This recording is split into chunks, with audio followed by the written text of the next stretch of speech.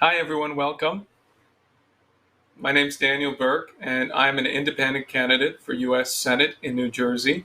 And I hope you knew that, and that's why you're here. Um, Tonight is going to be a very interesting dialogue that's going to include my very good friend for a long time. For now, almost 10 years, we've been friends, Diane Sayre, who is the LaRouche Independent candidate for U.S. Senate in New York 2022, running against Chuck Schumer. So welcome very much, Diane. Thank you. We're each going to make a couple of brief remarks, and then we will open it up for dialogue. We have a range of really interesting people who are going to be joining us for conversation. And so I ask you to, begin to query what it is that you think we should bring into this conversation. Here's my approach. What's most important over the coming period is that a summit take place, as for example, the one that's been proposed by Vladimir Putin of the 5 members of the UN Security Permanent UN Security Council, US, Russia, China, the UK, and France, and a summit of this quality, of this type, of that level, particularly involving the United States, Russia, and China, has got to happen. And it's got to happen as the first stage as opening up a new paradigm. A paradigm in which we banish the neoliberal oligarchs from the world. We're just going to throw them down into Tartarus and be rid of them in perpetuity by creating a cooperative system of sovereign nations working together to defeat the pandemic, to end the insane wars, and to work on the mutual scientific, technological, and economic benefit for all mankind. This has been a feature policy of mine since January of 2020, when in the first weeks of January, I wrote a message, a statement calling for this summit, echoing a proposal from Helga LaRouche that came out, I believe, on January 4th or 5th of 2020. Helga LaRouche, the widow of the late Lyndon LaRouche and the founder and chairwoman of the Schiller Institute. I spoke in my statement about her call for a 4 powers summit of the United States, Russia, China, and India. And also in my statement, I brought forward Putin's call, President Putin's call, which was, I believe, January 13th or so, for a P5 summit. And my message at that point was, end the coup, colonize Mars. We took that statement demanding that there be an end to the effort to remove Trump on the basis of Russiagate, Ukrainegate, and every other gate that exists. And we said, look, this president has got to be allowed to follow through on his policy of creating a good relationship with Russia and a good relationship with China. As he famously said, a good relationship with Russia is a good thing. A good relationship with China is a good thing. And we went to Trump's rally in Wildwood, New Jersey, where there were tens of thousands of people. And we distributed 3,000 copies of my statement, in which I concluded by calling for a cooperative mission between these many nations to develop and industrialize the moon and Mars. Following that, when we talked to everyone. You can see on the top of all of my campaign material, I have a beautiful picture of us with 25 volunteers, or some of the 25, with a huge banner saying Emergency Peace Summit, Trump, Putin, Xi Jinping. Later in February, I gave a speech in Edison, New Jersey, calling for exactly the same summit. And then in March, Just in the weeks leading up to the pandemic real crisis as it arrived in New Jersey, I went to the New Jersey Republican State Convention in Atlantic City, and I delivered my statement calling for this summit as a means of addressing the pandemic. So today, I want to share with you that progress has been made in this direction, and it couldn't have come sooner, and it has to be realized that we have now a report from the US State Department and from the Russian Foreign Ministry that there's been a discussion between the Secretary of State and the Minister of Foreign Affairs of Russia about the specific preparations for this summit. It looks like it's going to happen. Now, just having the summit is not enough. We can't merely get together and continue the level of dialogue that has existed up until this point. It's time for a break. It's a break away from a pathway that's taking us to thermonuclear war and mass genocide. As it's been oft repeated on our broadcast, there has been a situation now in the breakdown of food systems in the world that the head of the UN World Food Program, David Beasley, an American, has stated that we're on the verge of biblical scale famines, which could kill up to 300,000 people per day. In the meanwhile, you have a financial system that is headed towards a total breakdown and crash. And this is going to cause far, far worse effects than many people consider. So it's up to us to actually ensure that the concepts necessary for this summit are brought forward. Concepts that have to do with reviving the world economy with a tremendous focus on extending credit, not for speculative crap, which is what we've been doing, but getting directed credit into building hospitals across the world, building, training 1.4 million new nurses across the world, putting together a policy of water systems, power systems everywhere, transportation systems. In the United States, we're talking about the LaRouche movement creating 1 million new family farms. That's the kind of outlook that would actually work, because it would represent a significant enough break from the absolute, decadent collapse that we've been in. So I am very much encouraged by the fact that Roger Stone has had his sentence commuted. I think that we have an opportunity to see a revival of a patriotic fight, or that is to say, a fulfillment of a patriotic fight today, to bring forward the right principles at this summit. And I'm calling on you to participate in my campaign with this as the feature policy, to put forward certain principled measures that are needed, which is how I'll conclude my remarks. We absolutely need this summit to take up the policies of Lyndon LaRouche that are known as the LaRouche Four Laws. We got to get Glass-Steagall in, which means we make it impossible, we make it illegal everywhere in the world. Yes, it's a US law we've got to instate, but this is what's got to be discussed on that level. Make it impossible for speculators to receive government bailouts. Eliminate the control, the grip that these international financial oligarchs have over the world economy. We need national banking. We need the ability to extend in every country credit that will actually be used for increasing the productivity of the economy as a whole. That means financing major projects as opposed to worthless, credit default swaps, which is what the Federal Reserve is doing right now. We need to extend this public credit to those jobs across the world, projects, across the world that will increase the overall energy density of the economy.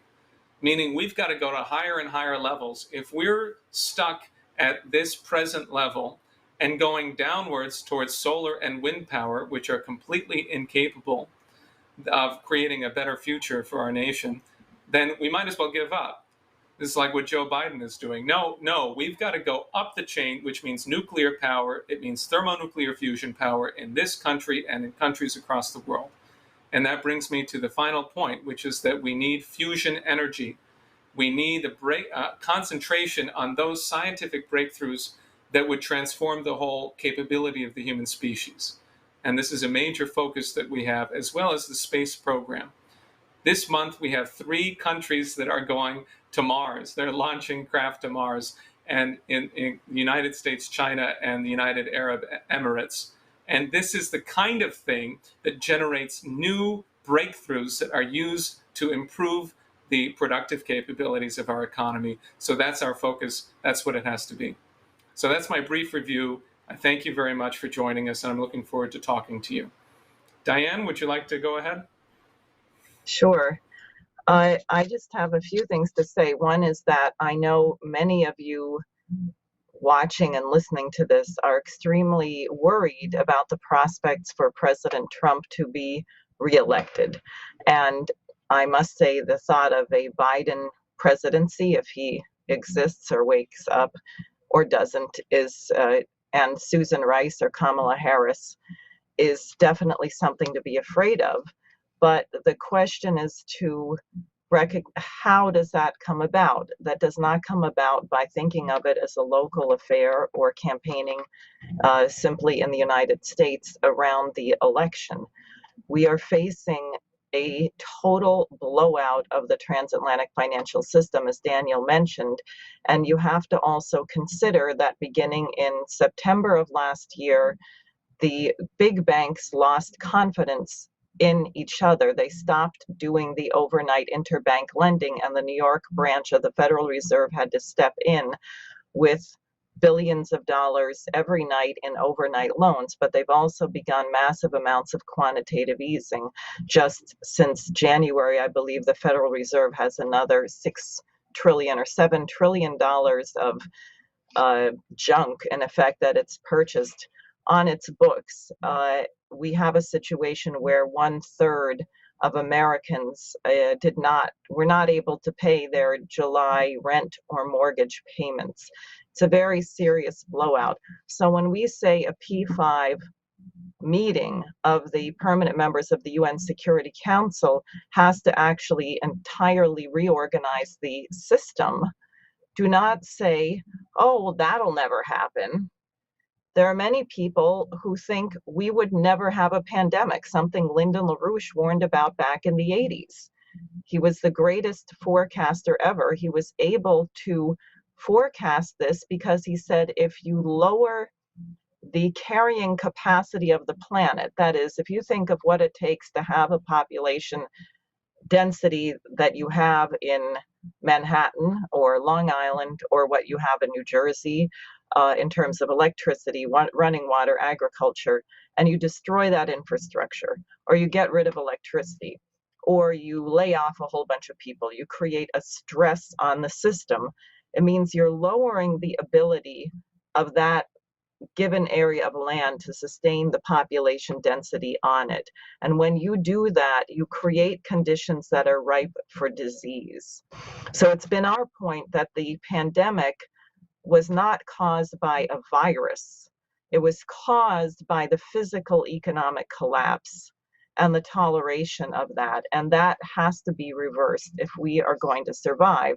And the fear of the British imperial system, that is the City of London, which owns this gigantic derivatives bubble, which is 40% larger than when it crashed in 2008.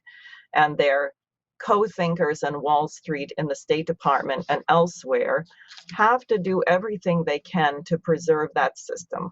Therefore, the coup against President Trump, and as you may have noticed with the statues being torn down and so on, it's not simply a coup against Trump as a person. It is an attempted coup against the sovereign identity of the United States as a nation which is deliberately capable of standing up to this imperialist looting system. And therefore, the surest way to secure the integrity of the upcoming election is internationally. What Mrs. LaRouche just warned is that there's a very real possibility that these people in the Federal Reserve, at the Bank of England, elsewhere, would willfully pull the plug on this system to crash the markets going into the November elections and lay that at the feet of President Trump, just as they've been trying to do with the number of coronavirus deaths. So in order to prevent that from being effective and successful, I don't know if you can hear my dog barking downstairs, but he's definitely very concerned about this as well. At any rate, they cannot afford that a reorganization of the system occurs where you have the biggest economies, that is the United States and China, collaborating, where you have Russia, India, Europe, other major productive powers, Japan, collaborating to lift the entire nation out of poverty, to create the conditions where we no longer will have a pandemic because we don't have massive areas of the world's population with no drinking water, no electricity, no hospital system. And if the US played a leading role in that, we would have full employment. Now, the last thing, and not just full employment, we'd have to have a crash program to create a skilled workforce that could do this. There has been a shift in this coup, and I'm very glad that a certain person is with us tonight who was referenced in Roger Stone's interview with Sean Hannity. The break is that the role of the British is being exposed, and explicitly the role of the British to prevent the United States from interacting with these nations in this Russiagate insanity and also Chinagate insanity. And there's been a number of factors. One is that a couple of months ago, Sean Henry from CrowdStrike actually testified in the US Congress that CrowdStrike never had any actual evidence that the Russians hacked the DNC server. Now, that didn't stop them from going ahead and, allowing this whole case to proceed, just as Mueller didn't care whether he had any evidence or not in the investigation. But it's significant that this came out in testimony. You also have, as people may have heard, that Christopher Steele has been fined, forced to pay 20,000 pounds to two Russians who he said in his Steele dossier, the one that was used to try and bring down Trump early on, that this was all a total lie. So they sued him and he's having to pay a fine. President Trump has proposed that Christopher Steele be extradited to the United States to stand trial. That is a very good idea and should occur. And then finally, this past week, Friday, he moved to commute the sentence of Roger Stone. And I know some people are claiming this is a mistake. Trump shouldn't have done it. Of course he should have done it because there was no crime in the first place.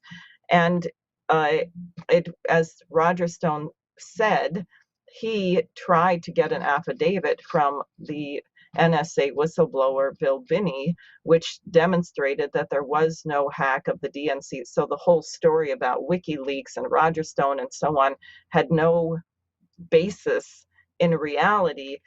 This was not allowed into the courtroom, but Roger Stone discussed this publicly on Fox News. So we have an opportunity right now to turn the tide, to get a major breakthrough. But it's crucial that everyone understands that this is not about a local event. It's about creating the potential to change the global geometry, which is what the great fear was with President Trump, that potential. And in closing, I just want to say, I'm going to share with you a short quote from Lyndon LaRouche from a paper that he did on the question of infrastructure and science. He writes, "I emphasize my warning. In the universe, nothing good simply happens. The notion of universal physical principles cannot be competently separated from intention. Without a will, there is no way. In general, it is the efficient intention to do good which creates and maintains a good society. It is persons committed to do good who protect societies against the doom of decadence.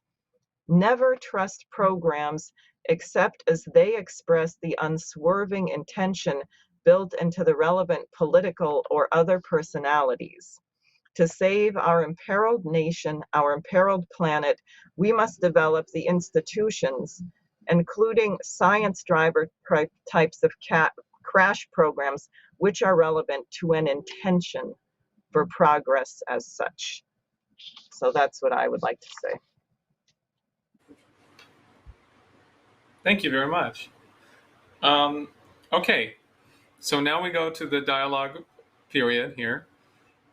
Feel free to raise whatever you think should be raised, and we will discuss it in an open way, with the clear intention here being that we're trying to put our minds together and figure out what can be done for these apparently impossible to solve problems. What can be done? What is it that we should be taking as an action, each of us as Americans, as independent, sovereign thinkers, to do something to create a future when it appears so clearly to many people that future might be slipping from our grasp or might not be there. What are we going to do to make it happen? So I'd like to invite people one by one to join this discussion on Zoom. If you are on and you are able to open up your video, you're very much invited to do so. So first, right now, let me say further that if you'd like to make a comment, I have the Zoom thing open next to me, and I can see whether you have your hand raised, which I believe on the phone, because I see another on the phone call, is a *6. Correct me if I'm wrong. *9. *9, thank you, excuse me, *9. So anyone who wants to make a contribution to the discussion should feel free to do so. But we have a couple of people lined up. Calvin, are you there? Calvin, there he is. I know you're there. If you can get into this, then I'd like to invite you to make the first remark. And, oh, okay, he says he's having some technical problems. So he'll be getting on soon then. In that case, I'd like to see, and we'll see if we can keep going with this, if, there we go, if my friend Derek Gibson, candidate in New York, could please could join the discussion. We'd love to hear from you. So I'm going to unmute you. Derek, are you there? Hi, Daniel. I am here, and it's a very interesting subject that is going on, and I've just taken in what you and the young lady was speaking on, which, I've been doing a little research on, and I like the LaRouche thing that is going on. I've attended several meetings, but I have a I'm deep within that, but I have a question on how can we implement that as just a regular citizen? How can we start to push that where it needs to be, especially trying to get President Trump to meet with the other world leaders and discuss these things? Because, as you know, we are rapidly headed for destruction, as I see it. Even during this pandemic, I'll notice that the change, if you go to the store, I went to I believe it was a dollar store over here in Queens, and it said, try to have the correct change because we no longer are able to make certain amount of change. We have to round it out to the nearest dollar or whatever, which is hyperinflation. So we are spiraling out of control because we have propped the system up on garbage, on trash. It's nothing to back it up. It's not backed up by gold or anything else. So how, as a regular citizen, can we get involved in trying to push this towards President Trump's attention? I know you already have a little insight on it, but it needs to be more aggressively done. So how can, as citizens, can we get involved? What are your thoughts on that? Well, Derek, I think you're being a little bit humble because, of course, you're running a campaign as a Republican for governor of New York in 2022, if I recall correctly. And, I think that's exemplary. Of course, that's why I chose to run for office, not because I think I'm some big shot, but because we're trying to figure out how to improve our powers as people to do something about this. So I'm going to specifically request of you that you begin to discuss this with people in your campaign. And I think that, some of the ways to conceive of it, there are a lot of, it's a matter of organizing. That's what we're trying to do. We got to organize. We got to reach a lot of different people. We got to communicate with them on the highest level we can. And we got to bring them in discussion with other people they didn't think that they were going to talk to about how there's actually a coincidence of opposites. That we think of ourselves, I mean, I'd be interested if you could tell people a little bit more about what you've been doing, because you made a point to me earlier today about this significance of dialogue. You've been talking to some of the people who have been at various protests. Yeah, that's very important for us to speak to one another. Put in the context of President Trump meeting other world leaders that are controversial or not. So I've been out and campaigning. I think you're seeing what's going on in our towns and all over the U.S. A Black Lives Matter issue that is going on. So I decided to go out and speak with I would call the opposite side, but all of us are Americans. So let me go out and speak to these people and see what are their thoughts, what do they want to see happen, and just try to bring things together. But once I went out into the public and started to talk, it turns into yelling arguments. Well, I mean, you can't express a dialogue like that. So I was letting them know I was running for New York State governor, and this is what I wanted to do: equal justice for all, and how we are being used, and the BLM has been infiltrated by dark forces, outside forces of the United States, is being used to cause division and disruption for the planning of a one world order. So with those things, I got discussed a little bit. I went out twice at Occupy City Hall, and I got some good feedback on the first one. The second one just point blank, I'm a coon and Uncle Tom and all this and that. So it didn't work out to well when I went out and asked for the leaders. So that's what I got from the second time going to Occupy City Hall. But we are totally confused. We're not on one page. And while we are doing this, things are being enacted that is more cynical than what you see on the surface. So it's very important as individuals for us to not to just kick other people when they have different views from ours.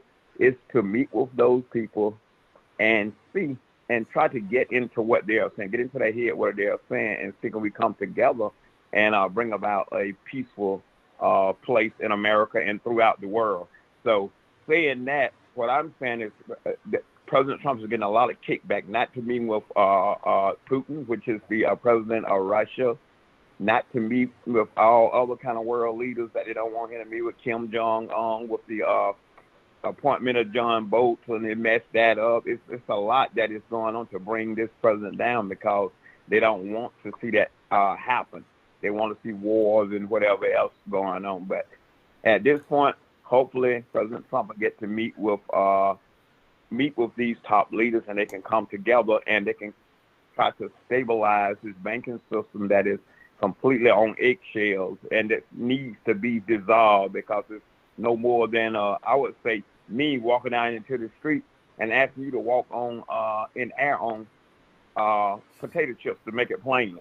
And it's nothing under there to support you. So that is what's going on with the U.S. banking system, and it need to be completely restructured. I know some countries are heading that way, and we are lagging behind in the United States of America. I think that a lot of I agree with a lot of what you said there. That it's important that you raise the fact that, I'm in touch with a lot of different types of people, and I know Diane is as well. And many people, they have come to a certain view that Trump, they don't like Trump, and therefore they have some reason they don't like Trump, whether it's real or imagined, and therefore they're not going to do something about the fact that there's an attempted coup against the U.S. presidency, or they're going to sort of ignore it. But the real point is that you will understand that attempted coup if you take a look at the global system. You can't deal with things in a local way. You really cannot do that. It just doesn't work. If you live on a sphere, and like we do, and you look out, and all you see is you see something flat. You have no idea what the actual shape of your space is. Right. You don't realize what the geometry is that you're living in. And that's largely what we're dealing with. People think that they have an hypothesis of what the world is, but it's a false one. It turns out it's a false one. You have an assumption that the way the world works is that what happens on the other parts of the world doesn't affect the United States. That somehow this Right, is like 100.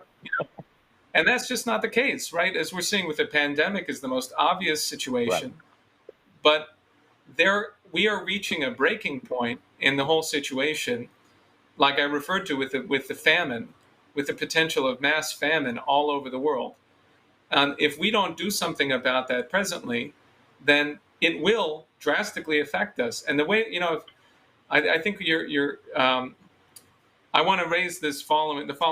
I'll be quick here, which is that one of the things I would really urge you to consider here is that we could be doing with many of the people who you're in touch with, we could be doing economics classes.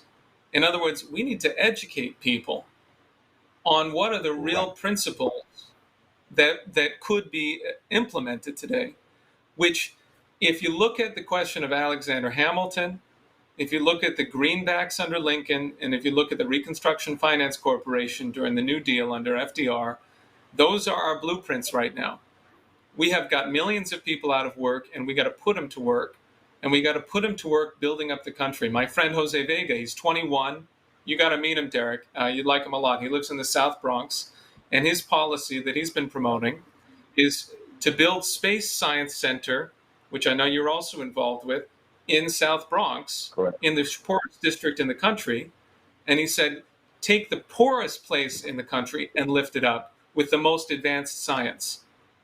And in fact, do that across the country. We're talking about a space CCC where you take 3 million young people and you put them to work learning advanced manufacturing and science and so forth, and training them to participate in a massive upgrading in the national technological capability, which is what's going to be necessary to see a better future 25 years from now.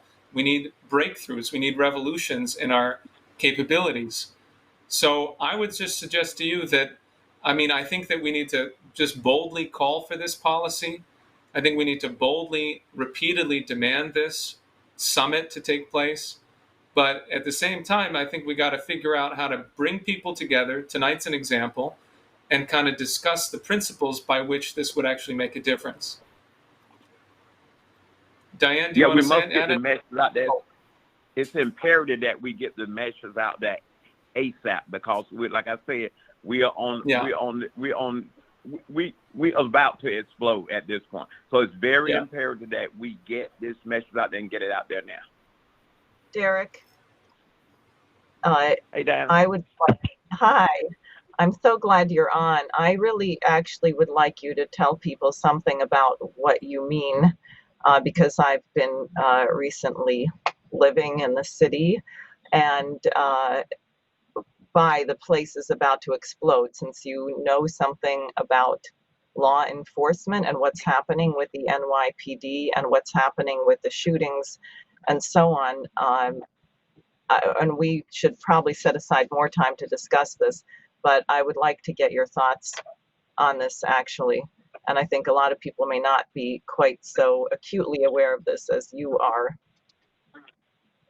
Correct. And my thoughts on that, and on that particular thing, where it starts out with law enforcement, defunding law enforcement. That is the wrong thing to say, the wrong thing to attempt. And furthermore, if we do defund law enforcement, do you know who it would affect? What community it will affect the most? The very community that's out there, Black Lives Matter, will affect that the most, with the gangs, with all the other criminality that's going on in our community. Without the police, we will perish. So I don't know what's the underlying thing that's pushing the defund police. It's something deeper than that. But my concern is on our leadership, current leadership, calling for defunding the police. They bowing down to the mob. When you say is that, it gives a criminal the thought, okay, they're not going to do this, they're not going to enforce that, and I'm going to do what I want to do. And that is what we see happening now in the city of New York, because words have power. They are strong. So once a criminal hears that, and then that connected with the bail reform, okay, I go in and get out in a couple of hours, back on the street. So I'm gonna keep going. It's never enough, and they continue to go on and on and on. And now the mayor have tied the police hand. You're kicking the police. You're spitting in the police face, and the police are told not to arrest these people. So what are you doing? You're festering crime, and you growing crime. You embolden the criminal to do more and more. And at a certain point, you're not going to be able to walk outside your house without being afraid. And furthermore, in this city, you can't carry a gun, you can't have a weapon unless you're a business owner or whatever in the city of New York while we are releasing criminals back into our neighborhood. I have a lot to say on that, but it's not the setting for me to go into details on that.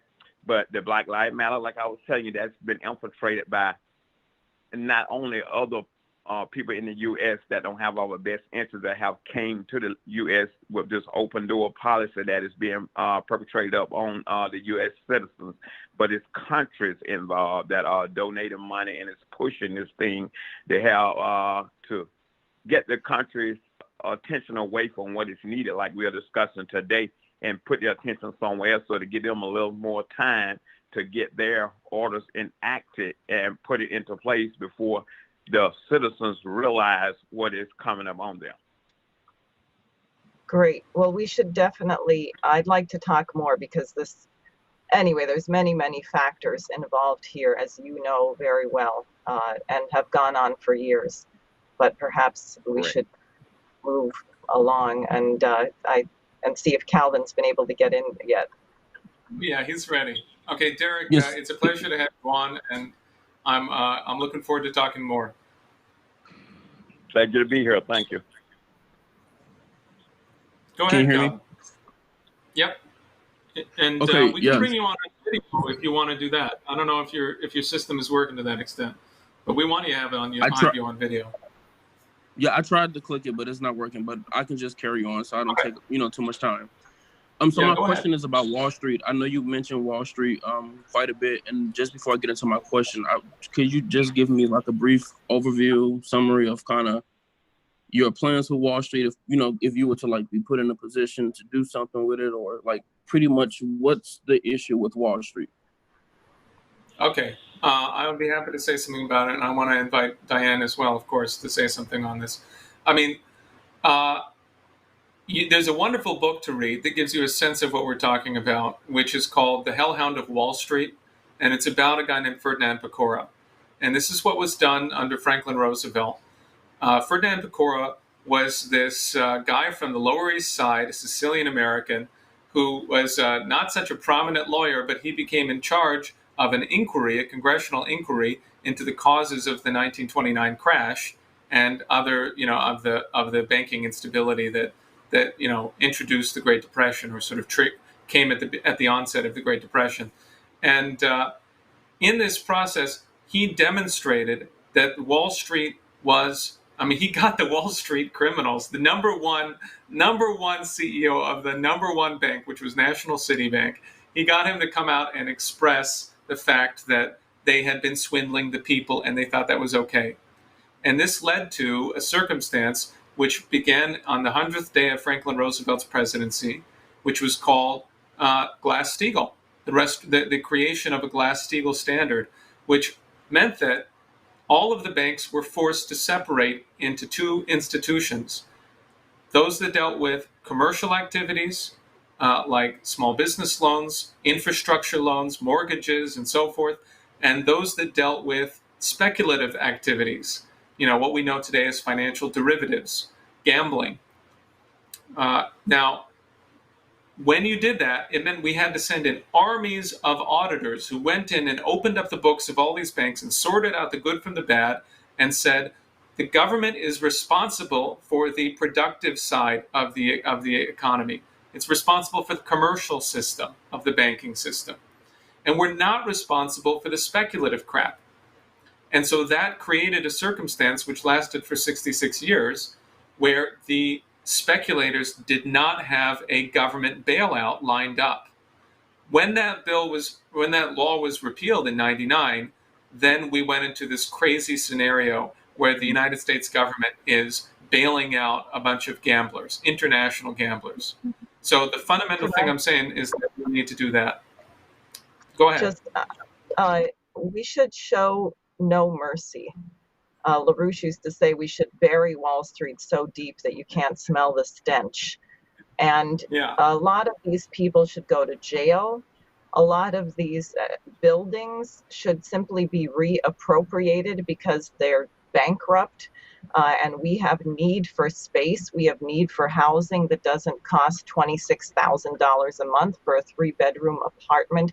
I mean, if you think of the evil, the idea that you have a right, and you, Calvin, are probably too young to remember Enron, but they had, do you know what I'm referring to? I most definitely don't. I'm only 19, so you're right on that. Yes. Okay. Well, I'll tell you because it happened in the lifetime of people who are at least my age and older, which I'm not going to say, but unfortunately you can look it up anyway. But they privatized the energy. You used to have utilities that were government run or regulated, and they basically separated the point of production from who owned the lines to who delivered it. It was all broken into pieces. And then people could speculate on it.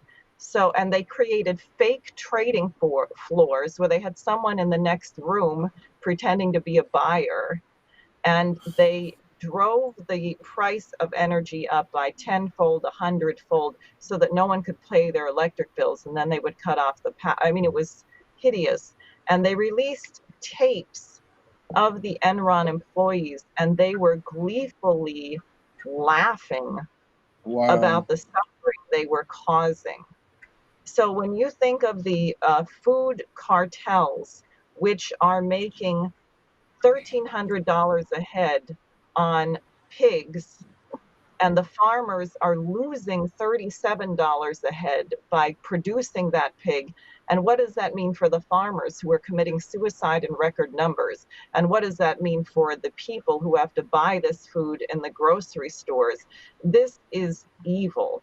And that's why I'm saying it's about time. And even under Obama, I think it was Eric Holder, someone asked him why, in all of this, you know, the collapse of the system and so on, how could it be that no one ever went to jail? And he said, well, because we can't do that.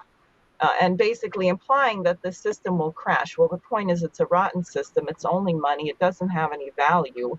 If we got back to physical productivity again, then people would think about this differently. And again, what I'm saying is that, look, if people insist on looking at the stock market as a measure of economic success, or saying this is the great contribution of Trump, when this crashes, he is finished.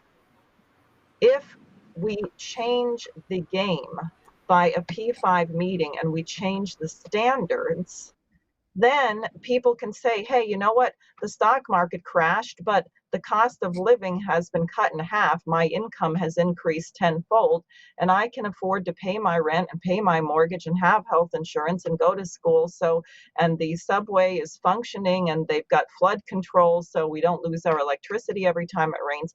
And I'm pretty comfortable. So I'm not really going to worry about that because I see that the nation is functioning.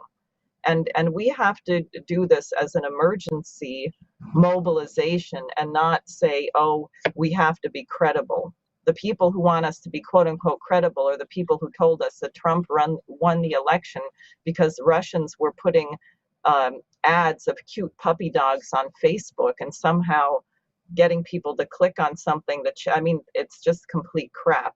So we have to tell the truth, and we should be ruthless about it. Okay. Okay. Thank you for the response. I guess, and then I can go into my question. If that's okay. Yeah.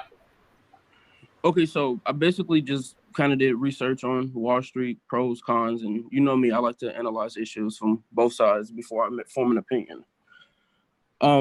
So, you know, it basically talked about stock market, bond market, foreign exchange market, you know, all those markets that the Wall Street deal with and how they offer like securities and things, all this stuff for companies and money for these companies to grow. And the reason I'm talking about this is because I read this article by The Atlantic that's called Why You Shouldn't Hate Wall Street. And I just thought it was pretty interesting because it talks about how Wall Street helps raise capital for firms or funding for debt marketers. And one thing that really stuck out to me in that specific part, it's an example here that says, the credit card that people use, the house or apartment you live in, and car you drive was probably funded indirectly by an investor. So the loan was ultimately made possible by the presence of an investment bank. At best, credit would be more expensive without Wall Street's influence. At worst, credit would drop entirely for many consumers and businesses. So my question would be, what would it really look like now that you guys are talking about basically just eradicating the whole entity of the whole Wall Street thing? What would it look like? I mean, I'm reading so many benefits. I'm hearing pros and cons. I'm hearing, access to loans. I'm hearing, people buying debt. I'm hearing financial opportunities. So I'm saying, with all these benefits, what would it look like after, if you were put into position to basically just get rid of the whole the Wall Street? Diane, would you like to respond? What would it look like if we were in a position to get rid of Wall Street? That's what you're saying? Yeah. Correct, yes. Yeah. Well, you would have a lot of howling and screaming and from these people. But what Daniel was getting at with the Pecora Commission is that the fact that a bunch of these bankers went to jail changed people's belief that they were so important, because like today, their line was, oh, well, we aren't the ones who caused this collapse. It's all those little people who didn't want to, work hard enough. It's all the babysitters and the home health care workers who weren't willing to work 79 or 300 hours a week or whatever. So we got to destroy the credibility of that. I think, and then, it really is a matter of people having faith that there's leadership, that something's going to be done. If people know there is hope for the future, if they know that their standard of living is going to improve and that future generations' standard of living is going to improve, people can endure a little bit of something that gets shaken up. The thing that causes tremendous anxiety is when people are very uncertain. That's what we have to address. I think that that's absolutely the case. And all of the things that you listed, Calvin, are things that we can do without allowing this monkey to jump on our back, a gorilla, and beat us to death, which is what we're doing with the derivatives liabilities, with this enormous bubble that's being supported by the Federal Reserve. Now, our friend Paul Gallagher has made the point. The Federal Reserve has demonstrated that it can create money like that on an enormous scale to do things that support the markets, which is to say that don't create any productive jobs but only support a handful of gamblers. So if they can do that, then we can nationalize this Federal Reserve and force it to create credit, sort of against its will, that's actually going to go into the real economy. Because that's what we're talking about, is that we should have directed credit, federally directed credit, large amounts of, 10 trillion or more, 20 trillion possibly, just in the United States, where we would extend long-term, low-interest rate loans to actually build up the country. They would go to firms that would have the ability to use that to do things like we did under the Transcontinental Rail System or the Tennessee Valley Authority. We want to put millions of people to work building new water systems in the United States, including the North American Water and Power Alliance, this enormous water project to bring water down from Alaska and take it across the United States. We want to deal with the fact that you have, in the Midwest, canals are breaking, locks are falling apart, and you have, 1 million acres that were flooded last year that didn't get planted on time. And these are the kinds of things that you want to be able to extend credit through a national bank that would actually allow those things to happen. Presently, it's just not going to happen. You're not going to get big projects put together, funded by Goldman Sachs that wants a 10% return. You're just not going to do it. We can't allow these, these creatures of Wall Street to control the flows of finance in our country, and that's So all of these claims that they're going to, if every time that you do something in finance, every time you do something, good in your life, it's because of Wall Street. Don't buy it. Don't buy it. They've never done anything actually for the purposes of the general welfare in their whole existence. And that's why we don't need them. What do you think? Okay, and I just heard you say something about the Federal Reserve and their ability to print money just like that. But I mean, wouldn't hyperinflation be an issue with the increase of money supply? That's another concern that I have with that. That's a good question, but the only reason is if you're not actually increasing physical production. If you're creating credit that just goes to support a big pile of debt that doesn't mean anything, that's debt for no purpose other than to swindle a bunch of people, then you're going to get hyperinflation. Like the debt that the money was printed to pay off the war debt in Weimar Germany. That was just nonsense. That didn't do anything to produce something good for the people. We want to actually create for the people, create for the future. And that's where the real production, that's where the real value is. The money gets its value from what you're going to do with it.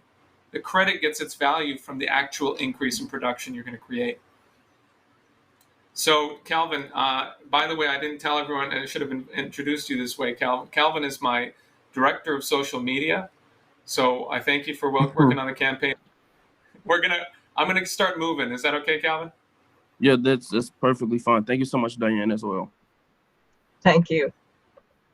Okay, so we have taken a little bit of time with our first couple of guests, but we will make sure to move quickly so we can get a lot of people through here. And now I believe that we're going to have I have a question from Shakira that I'd like to take, and then I think Dennis Speed, and then I think Dennis has a guest he'd like to introduce. So Dennis, if you could be prepared to go after Shakira, and then we'll go from there. I think, I'm not sure which this number is. I think I know who that is. So Shakira, please come on in, and if you can unmute your video and unmute yourself. Let's see, there we go. I got you unmuted now. Can you bring her in, Dave? Hi, Shakira, how are you? I'm well. How are you? Good, thank you. What would you like to share? What would you like to say? Yes. So I kind of want to switch the conversation just a little bit. I mean, I love the topic that we're on, and Calvin mentioned Wall Street, but recently I've been doing a lot of research when it comes to, the environment, because I mean, let's face it, without the environment, we wouldn't have politics, we wouldn't have, Wall Street or anything else. So with that being said, I just recently found out, 40% of the waterways have become undrinkable in the U.S. And 40%, that's a huge number. I mean, we're almost hitting at 50, and all this has to do with the different waste, recycling, and things of that nature. I mean, but to switch over to, I remember Diane, she said something that triggered in my notes, overfishing policies, and the factory workers and how, they're so exposed to chemicals and things like that. And all this stuff just has to do with, environment things. So I guess my question for you guys would be what exactly would be your environmental approach, when you, get in your political power, and, what actions do you think youth can take to actually create awareness to, the things that are going on, such as, overfishing? Would you create private, I was looking at some solutions, to exhorting this problem, getting rid of it. And it was saying creating private properties where people can fish, and, just really limiting the amount of, overfishing, and even with, unnatural resources and how this stuff is being in the air. We have burning fossil fuels and, just things like that contribute to our environment. So what exact approach, would you guys take in order to, just help the environment and things to go along with it? I think that's very prominent to today's society. Thank you very much, Shakira. So what we need to do is increase our power over the natural world. If we make more discoveries, if we make more breakthroughs, then we'll have a greater power to actually, improve the conditions of our planet and increase the overall productivity of our planet. And it's very clear that everything that the human mind does increases the productivity of the biosphere, of the living world. that if we actually exercise our unique human capabilities, then we will produce the capability, the new abilities to actually increase the overall action within the living world of our planet and otherwise. And so I think the best thing we can do for our environment, so to speak, is to expand it and consider the whole universe to be that environment. And if we approach it from that respect, then we'll say, what can we do to gain control over this universe and to do good with it? And that's my answer. I would Diane, just would you like take to an answer? example. Yeah, I've been reading a book by David Lilienthal about the Tennessee Valley Authority, because there's been a terrible pessimistic shift where people are conditioned to believe that everything that man touches is somehow destructive, and that nature in its pure form is pristine and clean and growing, when in fact, if you look at the Tennessee Valley, it's an area where you see the total brutality and violence of nature, where the dirt was washed away every year in these terrible floods. You had malaria, you had typhoid, people couldn't keep their livelihood. And what you had was a program to harness the power of that river and to make order where there was not order. And in fact, Lilienthal, I found it very kind of delightful. He said there's two parameters for this to work. He said one is a unity with nature, and two is that the people have to be bettered. Their condition has to be bettered by this. So they built, and I keep forgetting if it's 21 or 27 dams. They regulated the river so that you suddenly could keep the topsoil, you could rotate your crops, you could bring in fertilizer, you could increase the fertility of the land, you could increase the health of the forests. All kinds of animal species ended up making their homes there because it was more stable. The lakes that they created had 40 species of fish. In other words, it was actually man's intervention that improved nature. Now, again, getting back to Wall Street, you clearly have people who do things for a profit, who have total disregard, who are prepared to just spew chemicals out, who don't care about the standard of living. You have, of course, impoverished parts of cities where they're just left as chemical waste dumps and so on, and these things have to be cleaned up. But we don't want to throw the baby out with the bathwater. The point is that the solution to these things is in the creativity of a human being. And frankly, if we develop things like fusion, like Daniel's talking about, very, very high temperatures, like a plasma torch, you can break down molecules into their original elements. So I laugh, we actually send garbage on barges over to China. I mean, think about that. We're shipping barges of garbage through why are we doing that? If we had these fusion torches, this barge of garbage could actually be a great resource to be recycled and broken down to its original elements. And again, I would say, let's not try to be credible, because credible is to just go along with the despair and the depression and the hopelessness that people are trapped in. But what we do, and I understand you're running for office too, is that right? Not yet. Oh, me? No, yes, I'm definitely running. Yeah, Shakira for president 2042. Exactly. So the point about running for office is to provide leadership and say, hey, why are we putting up with this? I mean, I've been horrified. I had a picture, I was almost going to screen share it, but I didn't, of a drowned rat, which I noticed when I was running up and down the Hudson River the other morning. And I looked over and I thought, oh my gosh, even the rats are committing suicide. But at any rate, New York is filthy. It's absolutely filthy. And we act like it's normal. No one wears flip-flops. Everyone wears covered shoes or sneakers because you have no idea what's going to come crawling over your feet. In Manhattan, why do we think that this is normal? This is not normal. People shouldn't live this way. So I I think we should be bold and optimistic and have faith in the goodness of mankind. And when you recognize that human beings are good, then you also will be appropriately impassioned to act against it when they're behaving evil, because you don't really see the evil unless you have the expectation of the good. You know, if I could thank you, if I could make a further point, it's just that you know, LaRouche's approach to this whole question is that you're going to have depletion of the environment if you don't move to higher standards of technology.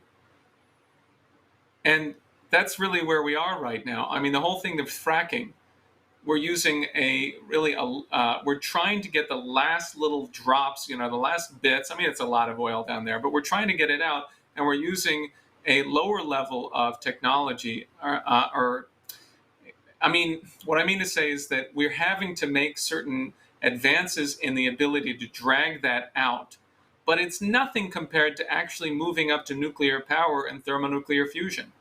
Because as, for example, you know, whereas fracking causes these earthquakes apparently and other things like that, with nuclear power, we could create enormous desalination plants and clean out all the rivers of pollutants.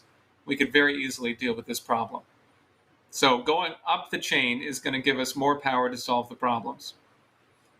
Shakira, I want to keep going, but I'm really, really grateful that you participated tonight. Yeah, thank you so much for the opportunity. You know, it's always appreciated. And thank you so much, Diane. You're welcome. Thanks. Talk to you soon. Okay, so Dennis Speed, we are eagerly awaiting your participation. I believe he's the 233 number. One moment.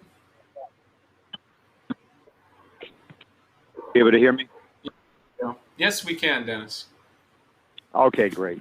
So, well, I don't know. I presume I'll just say the following to everybody. I mean, a lot of people are on, and everybody has, and there are a lot of people who have very, very different political views, and that's very good, because that's what we're going to have to put together in this country. The idea that the division between the so-called radicals and liberals and conservatives, or the left and the right, is real, is the biggest game going. That is not the division. There is a division between people who understand what the nature of the American Constitution is and those people who directly oppose it or don't understand it. This is not something that is actually easy, hard to tell. It's just whether or not you are able to have an actual conversation with people about the nature of what the presidency of the United States has to do, regardless of who's elected. If you take, for example, the fact that we have known very clearly, ever since 1945 on August 6th, that a nuclear bomb can blow up the world. If you just know that fact, you know the president of the United States has to negotiate with the nation of Russia, which used to be the Soviet Union. Today is the anniversary of 1975, so that's 45 years ago, of what was called Apollo-Soyuz. It was a joint mission between the American space program and the Russian space program, when it used to be the Soviet Union. And the reason for that mission was because you had a point in the world, and people may not even know this, but the United States had almost 50,000 nuclear weapons back in the 1960s. 50,000. And then you had the period at that time when you had over 10,000 missiles that were pointed at each other in 1975. This was at the time the Americans had just been defeated in Vietnam on April 30th, 1975. People may doubt that, but the truth of the matter is that we had an ignominious retreat from Vietnam. I think the war was unjust. I think it was wrong, but nonetheless, that's what had just happened that year. The tensions were at a fever pitch at that time. And what was the case was they were up in the sky with the Soviet Union, and there was a mission, because the idea was if you lifted things off the planet, there was a level of cooperation that you could arrive at, even though you were having these conflicts, deadly conflicts on the surface. Now, I'll just say that I hope that somebody's is on and it's available to talk. Some people have been reading about, or at least know about it, because just, I guess, 2 days ago, his name was mentioned. It was mentioned by Roger Stone, who gave this interview once he got out of, the first interview he got since the sentence got commuted. And there's been this issue called Russiagate that people have heard about, and nothing in that issue was ever true. Nothing. Yet, people have been repeating this, and whether they are left or they are right or they are conservative or liberal, whatever they are, they've been acting as though this thing is real. Matter of fact, the entire Democratic Party right now is talking about it like it's real. And the implication of letting this thing go on without there being an actual meeting in which the United States, Russia, China are sitting down together, if we let that go on any longer, we could end up at just as fast as you saw this pandemic happen in a total global war. People don't believe it, just like they didn't believe that they were suddenly going to be locked down in their houses. And whatever people think about what the causes of that were, or whatever you think about whether it's real or it isn't real, or the death rates and all those other things, what you cannot deny is that all of a sudden, in terms of a period of really about 3 weeks, your whole life was turned upside down. What we have to do, and I just want to say this about the candidacies, people standing up as candidates, especially as independents, because an independent can bring people together. That's different than being Republican or Democratic. If you want to run that way, I don't have a problem. But the issue I'm saying is that the issue today in America is to bring people together around policies and making demands as an American people that the truth be told when there's a lie, and that people be helped when they need help, and that the people pull together as a singular unit, and that the idea is that the American people have to stand up for themselves. So I just wanted to say that. I think it's important that these candidacies are happening, and I think it's important that a lot of other people think about what they want to do, whether they want to, of course, support those candidacies. That's really important. Maybe some people want to run. That's another issue. And that's really all I wanted to say. Thank you very much, Dennis. So would you like to introduce the next speaker? Well, if he's on, I don't know if he's there or if he isn't there. I have the word that he's ready. I got the word that he's ready. Well, there's somebody that for people that don't know, William Binney was a National Security Agency for 30 years. He's one of the top code breakers in the world. He defended the United States in that capacity from the time of the war in Vietnam. And at the time prior to 9/11, he designed a system that, had it been used, it's called thin thread, would have in fact prevented 9/11 from occurring, because it would have identified the actors prior to their actions, and he was prevented from using that system. He left the NSA as a result of that. He's acted as a whistleblower since that time. He's been subjected to various forms of persecution by the FBI and so on, but has managed to fly over most of that, because he's not only smarter than the people that come after him, he's also telling the truth. So hopefully he's there and he can speak for himself. So that's all I got to say. All right. Thank you, Dennis. Hi, Bill. Hi. Thank you, Dennis. That's a good introduction. Yeah. We basically invented a system that would have not only detected the 9/11 operation before it occurred, but also all the other terrorist attacks in the world before and after. So, but the problem also was it was a system that would have uncovered all of the criminal activity of our government employees and our secret intelligence agencies. So, and also others in the world too. I mean, it was something that would lay out all the patterns of human activity. And that's what I basically left NSA because they used that system to turn it around and spy on everybody in the United States. And so they were there looking at everyone and characterizing, profiling everybody's activity, who they communicated with, everything. And it's still going on. It started with George W. Bush. Cheney, Hayden, and Tenet were the key players who started this program. And then under Obama, he doubled down and just funded a lot of things, including the building of that very large storage facility out in Utah, and also one being done here at Fort Meade, another one. But the idea there was that they could store all the data, all the content and metadata of everybody communicating in the world, and retroactively analyze any of that they want.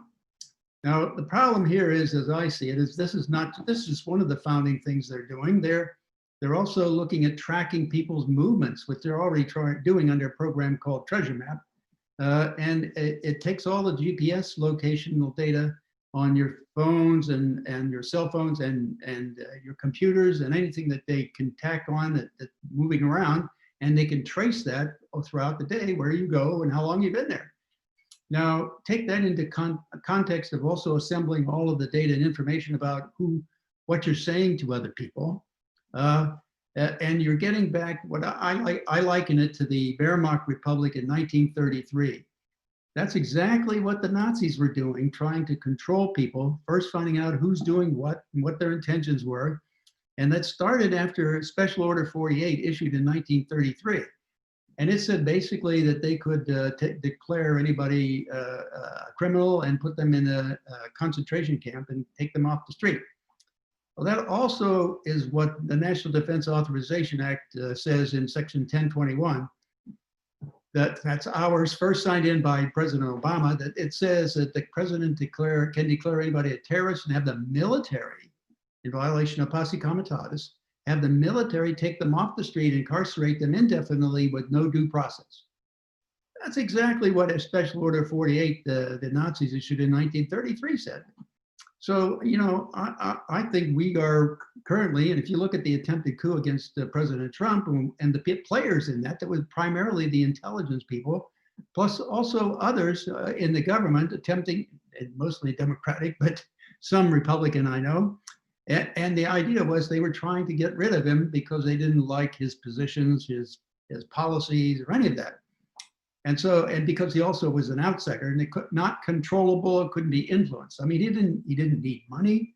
He had plenty of that. He didn't owe anybody anything. And he went in there trying to help and do the right thing for the American public, from my view, anyway. So this whole coup attempt against him involved this deep state, the secret governments and all of that underneath, which were the existing bureaucrats and politically appointed people in government in various forms, like in the FBI and the CIA and NSA, and also other agencies like State Department and so on. They were all collectively working together to perform this coup, and they came up with a concocted Russiagate story, which we could prove was absolutely false. In fact, we could prove that all the data that WikiLeaks published from the DNC, that was downloaded on the 23rd and 25th of May, and also the 26th of August of 2016, all of that carried the signatures of being downloaded to a thumb drive or a CD-ROM and physically transported. So we could prove that in a court of law. In fact, I put that in sworn affidavits that I submitted in the Roger Stone case and also in the General Flynn case. And the judges would not let my testimony in. Obviously, they didn't care about truth in their courts. So, but the point is that shows you how deep this secret state is operating, including judges. Well, to my mind, that throws me back to what President Lincoln said in his dedication statements and speech in Gettysburg after the Battle of Gettysburg. He said, we're now in a time where it's being tested whether a government by the people, of the people, and for the people can continue to exist on this planet. And that's really what we are. I look at this as our most threatened position of our government policy and our way of life since the Civil War. And so if we don't start standing up and opposing this and opposing what these people are doing to cause this kind of corrupt coup and lies being promulgated by the existing mainstream media, who only are part of it, that's the other part. If they control the media, they control what information is disseminated and what people can see, and that's how you affect people's thinking. You can convince them to do things that are absolutely wrong, and that's what they've done by repetition. This theory, this fallacy of repetition from many different places, from the Democratic Party and different people coming out saying it, and from the mainstream media and different TV stations saying that the Russians actually did something. Well, I've been hard pressed to find anything they did in the 2016 election, let alone anything they're trying to do in the 2020 election. There's no evidence of them doing anything. In fact, they were challenged when the Rosenstein indictment was going through the court cases. They alleged that there were certain bots for the Russian government, namely the research agency, the Internet Research Agency out of St. Petersburg, for example. That one, they were labeled as trolls because they thought they were influencing they were part of this influencing the election. Well, the IRA out of St. Petersburg sent lawyers in to challenge that statement and allegation in court. And when they did, the government could not prove anything or any relationship with them and the Russian government. And so the judge there really censured them and said, you are no longer permitted, you're ordered not to in any way infer that they are in any way connected with the Russian government. Well, that just shows you the fallacy and the fabrication that our government, the Department of Justice under Rosenstein and Holder and all of that, that's the corruption it's gotten to this point, to where they would fabricate information and use it in a court of law. They thought that because they were charging Russians, that they could never take it into court, they would never come here. So, but in fact, that didn't work out for them. And how many mainstream media stations, TV, radio, anything, how many of them actually said something about this? That entire allegations within the Rosenstein indictment, Lucifer II, DC Leaks, and all of them were all fabrications and provable fabrications in court. And none of the mainstream media are saying this. So I just say we're in a real crisis here. We have to break through this and we have to stand up. If we don't start standing up, we're going to lose our country. Bill, while you're here, I hope I'm not out of line, but I just wanted to ask you to say a little bit more about that, because I mean, John Brennan, I always get mixed up at which media all these people went to, MSNBC or CNN maybe, and then Josh Campbell, who worked closely with Comey, is another one. And now I've heard, I think Lisa Page just became a newscaster somewhere. I mean, it is sort of amazing that we can attack other nations allegedly for not having free press, and we have all of these intelligence agents in a high profile way. It's not like they try to hide it in our media, but I guess we also have a lot of others as well. I don't know if you have more on that. Well, you take for example what they're doing to Julian Assange. Look at what the U.S. government and the UK government are doing. I mean, he's being held in the UK government in prison without being charged with anything, only holding him for a review as to whether they could be extradited to the US for actually, what is his crime? He told the truth. Okay, everything he's ever done, as far as I know, has been the truth. Nobody's ever contradicted anything he's published. And the mainstream media really is jealous of him because he was always ahead of them in doing that. You know, and he did it for countries around the world, showing all the criminality and violence being perpetuated by these governments. Well, what is wrong with telling the truth? And the problem is this mainstream media and they're as a speaker, a spokesperson for the hidden secret deep state government. The deep state government is the one that doesn't want anybody to know the truth about what they're doing, because then, you know, they might even be charged with criminal activity and go to jail. And that's why I'm waiting for Barr and Durham to see exactly what they say. But they've got plenty of evidence of all the crimes these people have committed. All they have to do is look in the NSA data, which is where I told them to go, by the way, because NSA has the record of everybody and all their actions up there, and they can retroactively analyze all of it and go back and show all these crimes. Also, they could show things like the Epstein network in the world to get back to pedophilia. That's all there too. And so, you know, there's any number of things they could do to use the NSA data, which they're not, because it would implicate them. That's why they got rid of that program we had to monitor everything, because it would have monitored and found all this crime. They had to get rid of it, otherwise they would be exposed for the crimes they're committing. And that's what's going on. Everybody's covering up for each other. So and they involve judges too. I don't know how many of the extent of judges, but NSA, of course, has the record of information that would allow us to discover that. So my point is, this is really criminal, violating First, Fourth, Fifth, and Sixth Amendments to the Constitution primarily. But there's other crimes being committed, like cover-up, obstruction of justice, it's really sedition, and even up to treason inside our country. And this is the situation we're in right now. Whether or not people know that, the coup is simply the coup attempt against President Trump was simply one of the things that they felt they had to do otherwise. And so they started to surface. You start to see all the criminals coming out in the FBI and the CIA and NSA. So as the main ones, because they're the main ones that have all the information about people. So, I mean, and Julian Assange, they've got to crucify him because he's telling the truth. Bill, if I could ask you, I was really excited that Roger Stone brought forward your evidence and your case, or so to speak, he invoked your name, as well as Ray McGovern's, on Sean Hannity's program. I mean, there must be 5 million people who watched it, and Hannity has been one of the worst, who continues to say, oh, it's Russian interference, with no, even though the evidence has been presented repeatedly on his own program that it's not. I mean, this goes along with the fact that Stone was, had his sentence commuted.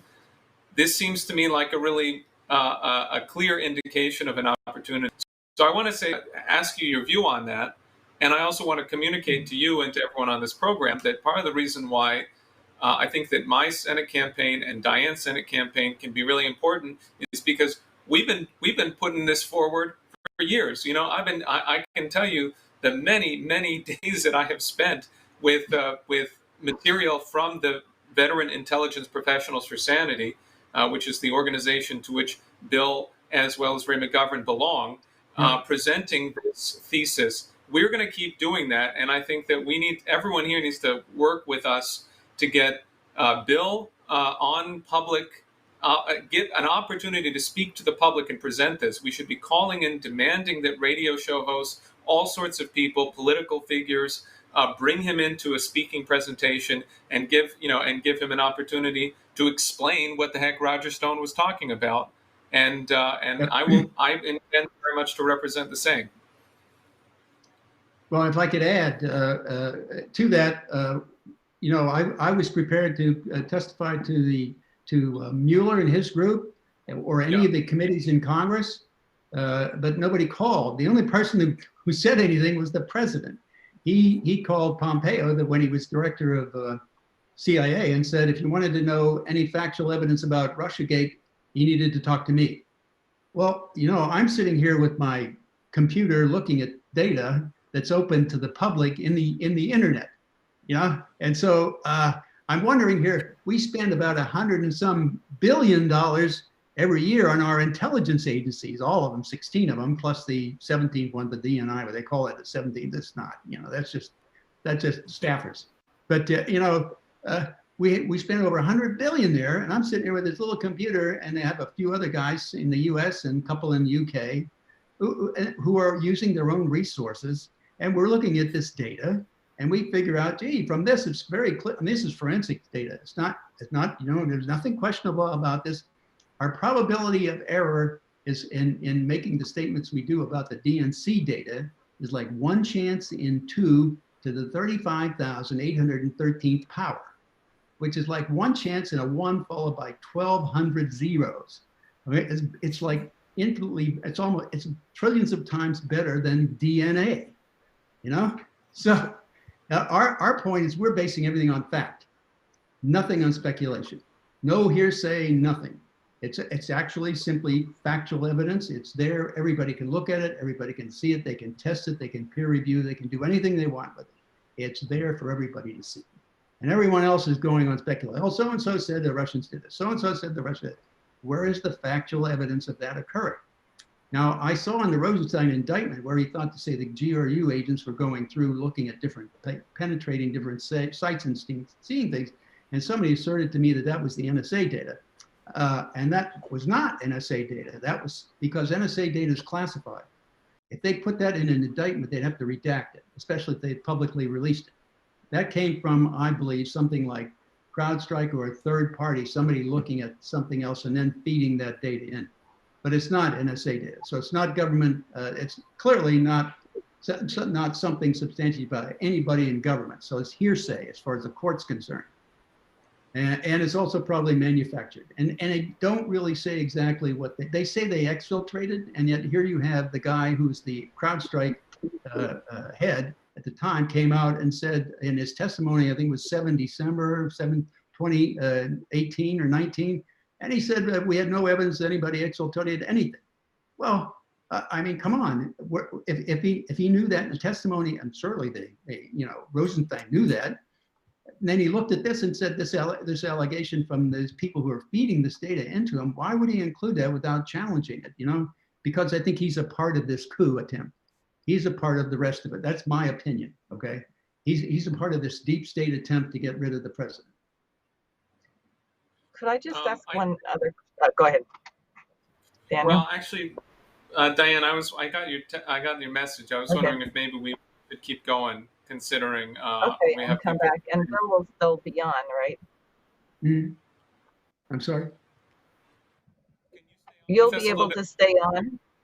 Yes, yeah, I can stay. Yeah. Thank you. I just want to make a brief, comment in response to that, which is that, it strikes me, Bill, that this is something similar to what the idea of a principle of a flank, in the sense that, okay, the overwhelming strength of these coup artists is the idea that they have the total domination over all of the data that goes in and out of the country. But what you're laying out is the fact that this is actually their weakness, because of the fact that the very truth of that matter, is the proof that they must know what actually happened and that we can find it in the files and we can prove it. That's right.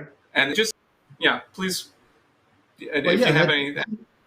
That's why they, in the Thin Thread program, we had that program after the fact that would monitor what's called the network logs. For everybody that doesn't know, when you're on a network and you press a button with your mouse or you type a line of code in and hit a carriage return, that sends a line of code down the network. And that is logged in a network log, so that everything you do on a network, whether you download material, whatever you communicate, whatever you instructions you say, that's recorded in that network log.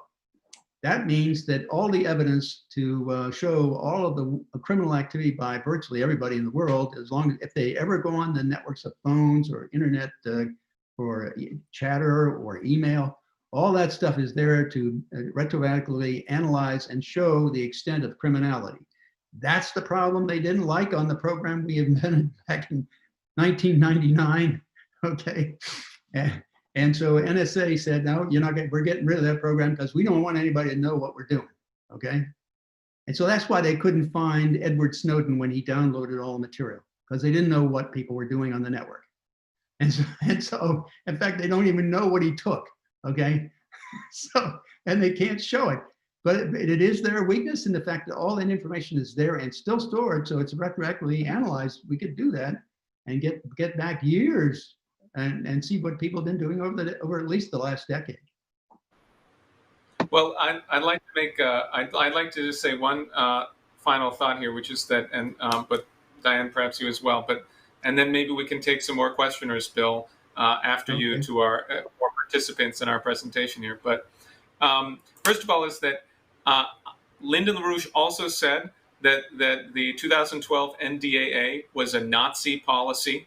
And that was when I quit my job as a school teacher and I joined the LaRouche organization as a political, fighter. So I think, people will respond to your standing up on this point, and to us too, if we do the same.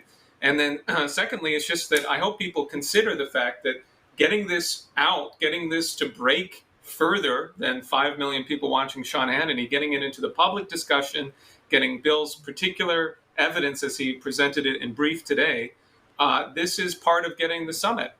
Because if you've got Mike Pompeo going in to run the summit on behalf of Trump, then we're all going to go to hell. We're all in deep trouble. But if we can expose a lot of this crap, it would also show what this guy Pompeo really is, and it could create it could clear the air so we could actually have a useful summit of the P5. Yeah, my impression, if I may, when I met with Pompeo in the seventh floor office, in his seventh floor office on the CIA building, it was an experience. But at any rate, when I went in there, he asked me to explain things, which I did, and I told him his agency and all the other agencies within the government are lying to him and the president. And again, that's a provable thing. I'm not just saying this because I was ready to. All that evidence I was prepared to put into court in testimony. I mean, I put it in a sworn affidavit. I'm liable for violations of troubling the truth to the court for those affidavits. I mean, I had the basic evidence. That's why nobody would want to hear from me, because if they did, they wouldn't hear me. They could no longer, claim plausible deniability. That's the real problem. Everybody's hiding. They don't want this out in the open. But yeah. So my feeling was we should go straight forward at these people, start indicting people, and I'm waiting for Durham and Barr to start doing that. If they don't, then they're a part of this too. They're going to stand up. But Pompeo, when I told him that, he said he found that hard to believe. And I said, well, you don't have to believe me. I said, you can go read DOD report, DOD IG report 05-Intel-03. which he has access for. He's got all the clearances to hear that.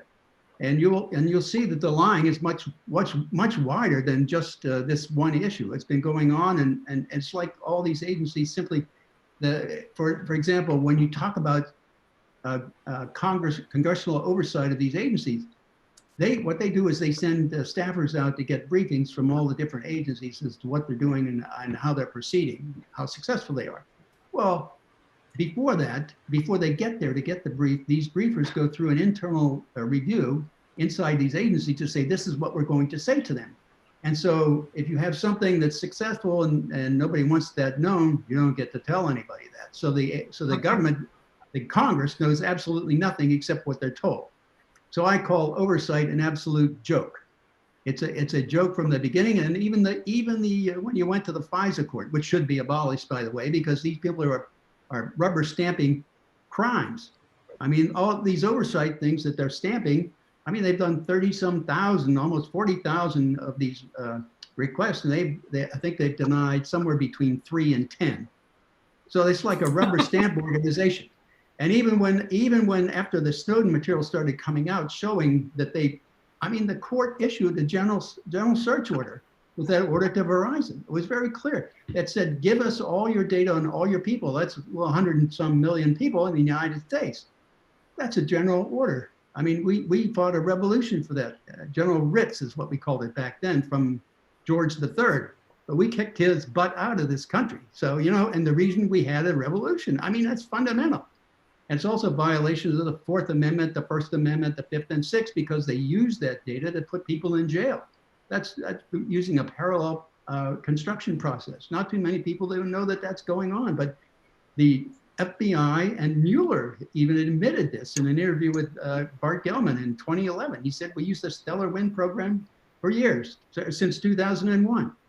Well, that's the domestic spying program inside NSA. So he's going through all this data, finding out, people are looking into this data, the secret collection of all the voice and internet and communications of people inside the country without a warrant. It's all collected without a warrant. They can't take that into court. So what they have to do is manufacture evidence and then substitute it for the NSA evidence as basis for arresting these people to begin with. Well, that's perjury in a court of law. And that was challenged once in using the Amnesty International versus Clapper was the case that went to the Supreme Court, where the Solicitor General lied to the Supreme Court to get that thrown out. That's all documented, and you could research it on Google, and read about it. So, but the case was challenging the government collecting all this data as a violation of the Fourth Amendment, and using that data against people to put them in jail in court, criminal court. Well, the Solicitor General came in and said, well, if anybody was taken into criminal court, that defendant and their lawyers would be told that the data that was used to arrest them originally was from NSA's collection. Well, in fact, no one has ever been told that. Because right away, that's a violation of due process of having the ability to challenge the original data. So also it's a violation of the rights of that person by the Fourth Amendment collecting data without a warrant. It's also a violation of the First Amendment allowing free speech and so on without the government interfering and collecting and seeing who you're associated with or what you're saying. So, I mean, this is just a total, this is really crisis and nobody's really recognizing. They're not saying it for what it is. It is like the Weimar Republic in 1933, like you said earlier, it's this NDAA is taking us right down that Special Order 48 role. You can Google Nazi Special Order 48 and you'll see it. It says almost exactly word for word what NDAA Section 1021 says. Right. It's also what Ramsey Clark warned about if the LaRouche case were allowed to stand. LaRouche, yep, who had all these publications, ran for president, and they gave our associates 77-year jail sentences, and people would say, why? Well, we don't have to tell you, they're just really bad, and if you want to know about it, read the Washington Post. Yeah. So, yeah. Bill, thank you very, very much for joining. It's been extremely important, and I hope we get to talk again soon. Sure, thank you. Thanks. Okay, I want to, I would be, Diane and I know would be happy just to keep talking to Bill for a while and get even more out of that. But we want to give more people an opportunity to join. So please raise your hand if you would like to make a comment. There's a couple of people who want to speak. I want to make sure that Mary Fagan has a chance to speak up. And if there's anyone else, just get your hand up in the Zoom and we'll make sure that you're a part of this. So, and Jack Graham too. So I'd like to go to Mary Fagan, but then definitely go to Jack Graham after that. Mary, can you unmute yourself? Yes. Hi, how are you? Good, thank you. Can you hear me? Very good to hear from you. Yes. Yes. So I just wanted to share some thoughts basically with you and Diane and the rest of the people listening, but I wanted to start it with this thought. So a few years ago, I had seen this documentary on Rwanda where the genocide had taken place.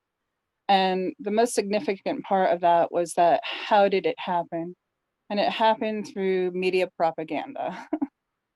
It happened through media propaganda. They put neighbor against neighbor until they destroyed people in their country.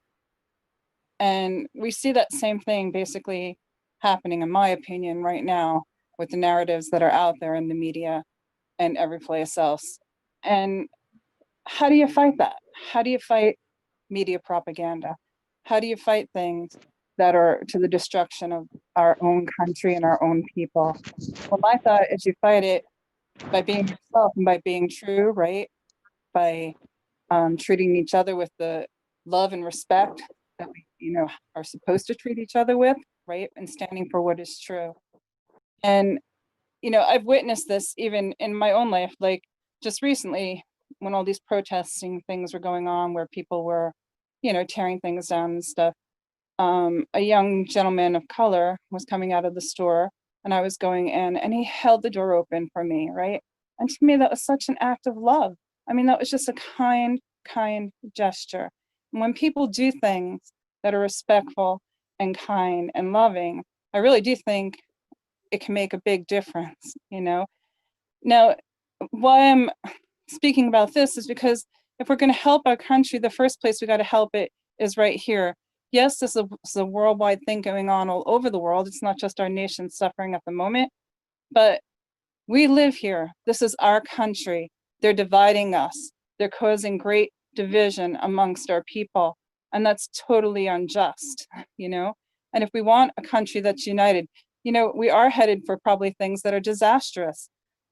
Personally, at the moment, my family, thank God, is living basically on a plateau right now. But there are millions of families who aren't.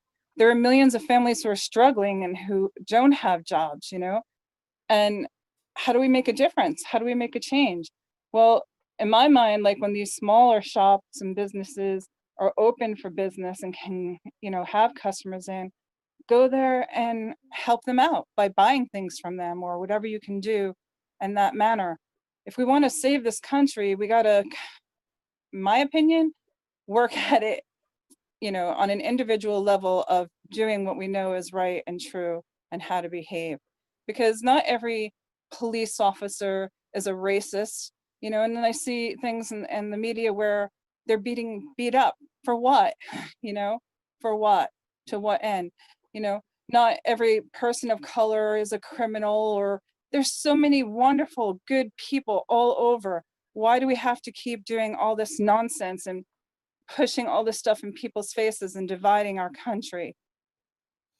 So I don't want to go on too much right now, but those are my thoughts. Like, if we want to make a difference, then we have to start making it personally and in whatever way we can to bring about justice. Don't let them divide us. There's more people than there are people of power who want to destroy. There's more good people out there, and unite them. Thank you, Mary. I think you're completely right in terms of what we each have to do, which is to conduct ourselves in a way that everyone knows the things that you're not supposed to say or not supposed to do. And if they're right, we should do them anyway. And you always feel that little bit of tension when you know you're doing something that doesn't fit in with the so-called narrative that's been presented by the media. At the same time, we actually should pick targets that we can unite in opposing. And the City of London and Wall Street is one of those, because what these financial interests carry out, and Bill Binney mentioned Jeffrey Epstein, you think about the mentality of someone like that. That is the mentality of these bankers and so on. It's a whole disgusting culture. If you look at Rwanda, Burundi, what happened in '96, it was, sure, there was a propaganda campaign there, but it was deliberately designed from London because they want to exterminate the population of Africa and grab the raw materials.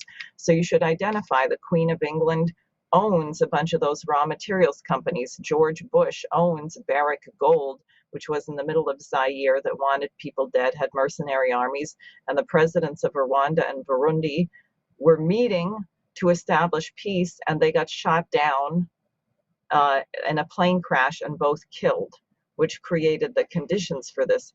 So we have to act on both.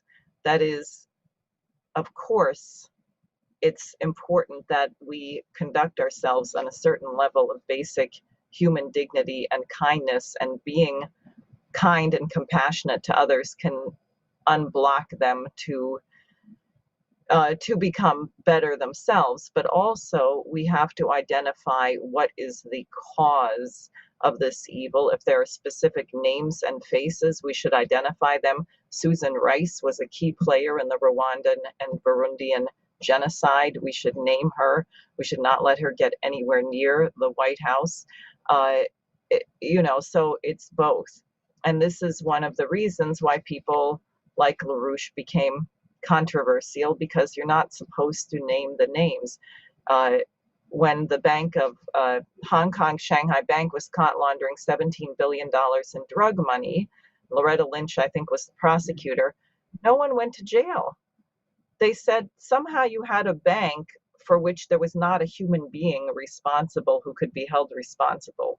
That's, of course, absurd.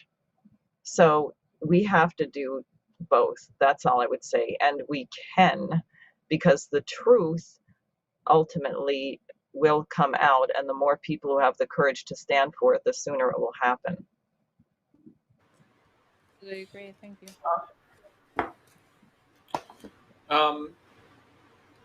I want to just point to, I think, an important irony, because I had this discussion with a young woman who has a very, she looks at things from a standpoint that I can say is significantly different from your own, Mary. But she said somewhat the same thing.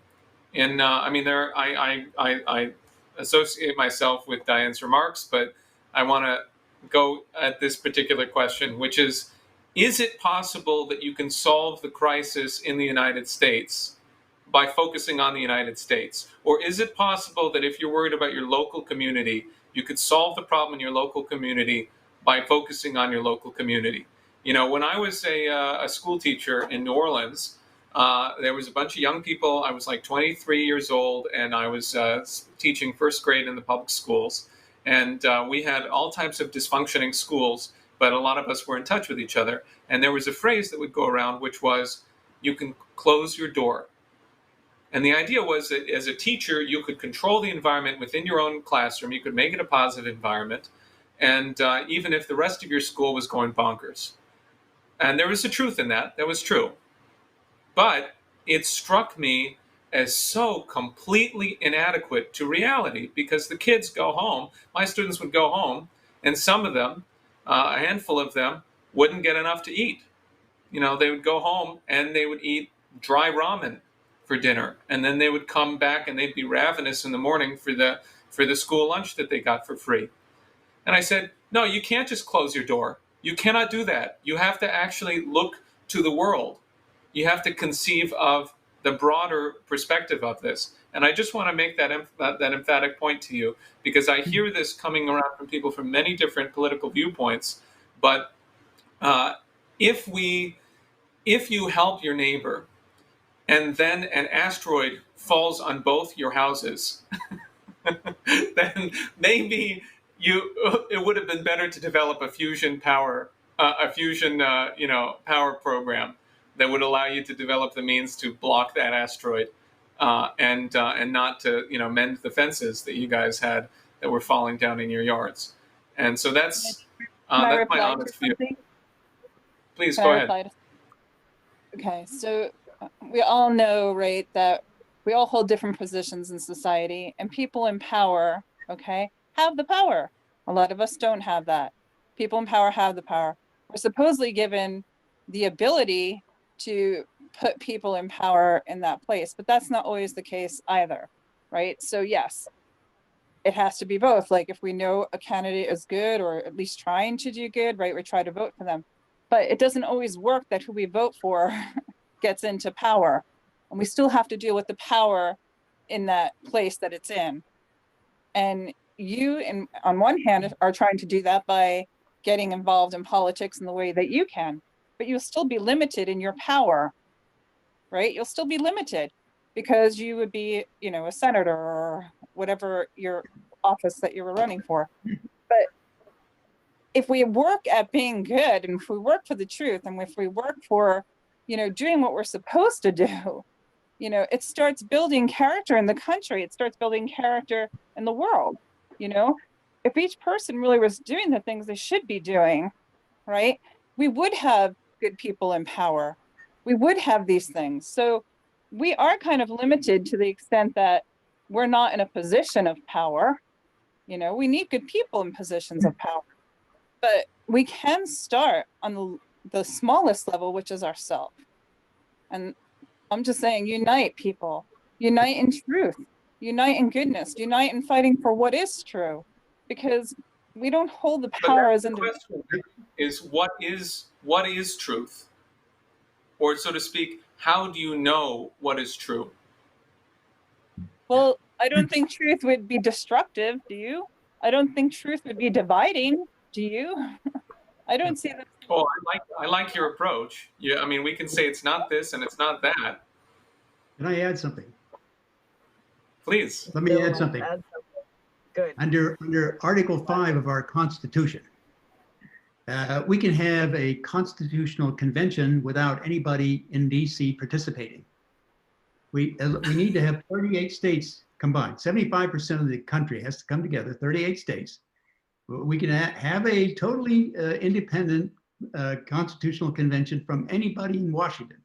We could keep them out. We could also modify the Constitution and ratify it at the same time, because 75% of the states have to ratify it. So once you do that, you can modify how people get elected or appointed, if you will, to the Congress, or you can see how you can modify how we have a president elected, or by either the representatives from the country, as we do, or the standard vote of people like we're doing. We can modify all that and do it without any participation by anybody in NSA, and remove all of their power. You can also say for the people going into Congress, we could do, I suggested we do a random selection from the population of the United States, having certain criteria. You know, you have to have certain levels of understanding of certain things, and you could randomly select, and I could do the algorithm, okay? You can randomly select from the population eligible people to sit in Congress. Just think of the benefits. We get a bunch of people down there who want to collectively solve a problem. We don't have that now. We get a bunch of people in Congress who wouldn't go to war. We don't have that now by any means. And you know, we get people who wouldn't actually try to stay out of wars, which is not what we've been doing for the last few decades.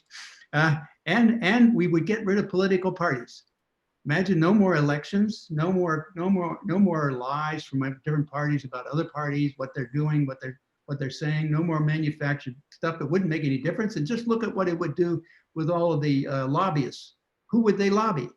You know, they're not going to know who to lobby until the election, and they won't have any input to that, right? So that would take all that power away from them, and you save all this money about having political campaigns and so on. It would all be just it would basically be public service like we do with juries.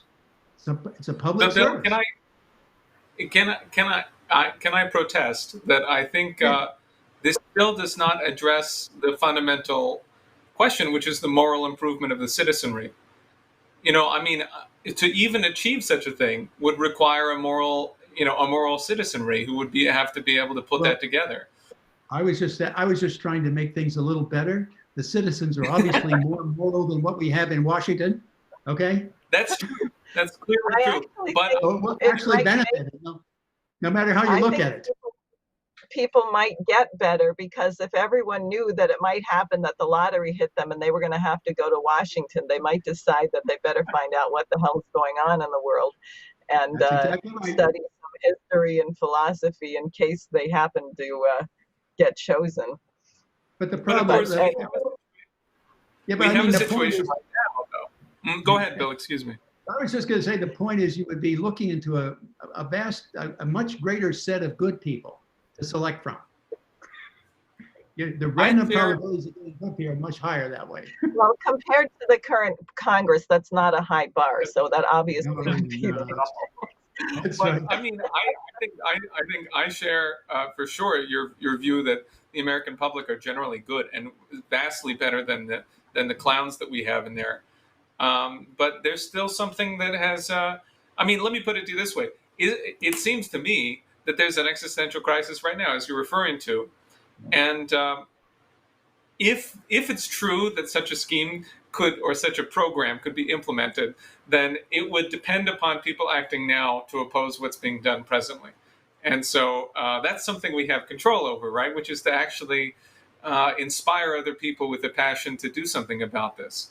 Because, I mean, I think, Mary, part of what we've done is that we have been able to more or less demonstrate in the way that Bill has demonstrated the truth of the matter regarding Russia. I think we've been able to demonstrate in a positive concept why it is that this summit process is so important. I mean, you need a new system in the world.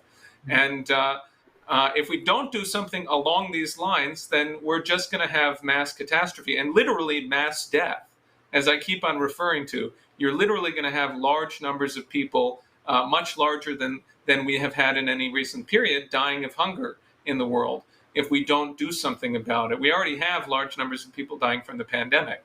So I remain committed to the idea that if we can encourage people into a platonic process where they can actually consider what is this thing called truth, then they might be able to act in this moment of crisis. And that might be where the power comes from, Mary, and not necessarily from, the reins of power. So there's my proposal. May I ask that we take another call? Let's see. I see. Huh? Oh, You said Jack Graham was happy, right? Jack, you're next. Are you there? I don't see your hand up. Oh, good. You're fine. Go ahead, Jack. Well, one thing that resonated with me that I really liked is especially as a young person today, you said a lot of people you felt might have a incorrect hypothesis about life, or like what they know to be true, or what you hold in high regard as incorrect, and it's largely due to media misdirection. But I think it goes a bit deeper. Like I was first introduced to the LaRouche movement my senior year of college, which is last year. I just graduated, and I was looking for work at the time, like political work. So I went to the Wagner College in Staten Island, Right. New York. Staten Island. But I was at the Staten Island Republican Convention because I was looking for work. I collected signatures for Bloomberg for a bit. And then, so there was they had the head of the Staten Island Republican Party, and it was just like an amateur Trump speech, basically. It was just like a lot of platitudes, a lot of emotional language. And he got to some point where he said, you know, if you elect a Republican, we're going to make sure we put criminals in jail. And so I yelled out, like, what about bankers? And after that, that's when Diane came up to me after the thing and she says, hey, check us out. And so I hadn't heard of LaRouche before that. But a lot of people, like, I think things are changing now. I think a lot of people are waking up. Proof of it, go to Instagram, go to Bill Gates, and go to his comments. Like, he has hundreds of thousands of comments that are like what you would expect. And I don't know. I kind of another thing, real quick, just people we hold in high regard like may not be what we think. I saw an interview. It was from January 31st. I'll probably provide a link in the chat. But it was Cindy McCain. She was getting interviewed, and it was about sexual assault or the Me Too movement. And this was from January of 2020. And she said, "Oh, Jeffrey Epstein, an abomination. It was really terrible." And we knew. Everybody knew what was going on, but nobody stepped up to. And it's like, am I crazy? Like, if I had any power in this world, and I heard that people were buying and selling children, like if I was the Republican nominee for president, and I knew that people in Palm Beach County, Florida, were buying and selling children, and it was just a thing, like, a lot of people are about to wake up. And how do we comfort them when they do? And it's inevitable. It's because the internet and the phone. They never planned on this. Thank you very much, Jack. I have a short comment in response, which is that I did some outreach today, Jack, to some people on Twitter who are supporters of Tulsi Gabbard, who I have a lot of respect for, and I've met her a couple of times. And not only has she stood up against the Cold War, as she calls it, new Cold War, the efforts against Russia and China, but she also stood up against the lies on Syria. And even I met her personally when she gave her press conference with the 9/11 families about the Saudi royal family financing of 9/11. So anyway, I like her, and although I have plenty of disagreements with her, and I've been talking to a lot of young people, students who are supporters of hers online, because they're way more interesting than the other Democratic candidate supporters, for example. And when I brought up LaRouche to someone, the immediate response was reading from the Wikipedia and talking about the slanders against him. What do you think about the fact that he's anti-Semitic? And what do you think about this, the fact that, I forget some other thing that came up. And I just answered very calmly and directly that these were slanders that were imposed on LaRouche because he was calling for the economic development of the third world, basically. And he was going to overturn the apple cart, and he was going to put the right people behind bars. And in about 2 seconds, the person said, "Oh, that makes total sense." And, why is it that people, it's so, look at what's happened to Bill. Bill is an American hero. And here he is, he's been cast aside from, that's not actually what's happened, is that they've said they have to keep him away because they know that he's the most dangerous man to them, which is the truth, which is why they're not allowing him to speak publicly on things and not allowing his, the affidavit that was entered into Roger Stone's trial and to his, written by Bill to be brought to light. But anyway, I think that, go ahead. Let me add one more thing about the Epstein ring. This data is already available, and they've known about this. All they have to do is do the investigation. They can lay out his entire network, everybody involved in this. There's no question about that. They've already captured the information. It's stored by NSA. All they have to do is go get it. The reluctance to get it shows you the mentality behind it and what they're thinking. They don't want to do this because there's so many high-level people involved. I just think that there's very few moments in all of this, that you can convince people who aren't already interested in this type of stuff. Like we're all, like everybody here probably wants to pursue the truth and seek knowledge and all that. But there's only a couple times where people like the logic just doesn't add up. And I think the Epstein one is because it's like when he got arrested, the world was watching. Yeah. And what happened, you know? So it's just, there's just moments like this where I guess my question is, how do we just wake normal people up? Okay, I want to turn on that point, and then I'd like to hear what Diana has to say, because there's a significant relevance to what you're talking about, which is that people's faith in this bankrupt system is crumbling, but you need to replace it with an understanding of what comes next. Yeah. You know, and that's why I've made the space program an enormous part of my program, because I think that the most powerful thing that Trump has done is the Artemis program in terms of the ability to change the overall culture of the country, to wake people up, as you put it. What you want to wake people up to is an optimism about a mission for the future. And if you don't do that, then they're going to slide into a cynical, Jacobin mob, even if they know that these guys are criminals and bastards. They're going to say, well, I know they're terrible, but there's nothing you can do about it.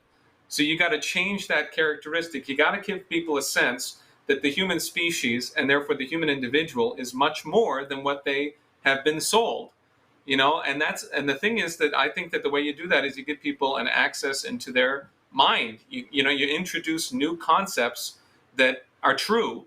And, Mr. LaRouche always had a big emphasis on replicating the discoveries of the past. If Johannes Kepler figured out how the solar system works, you can too.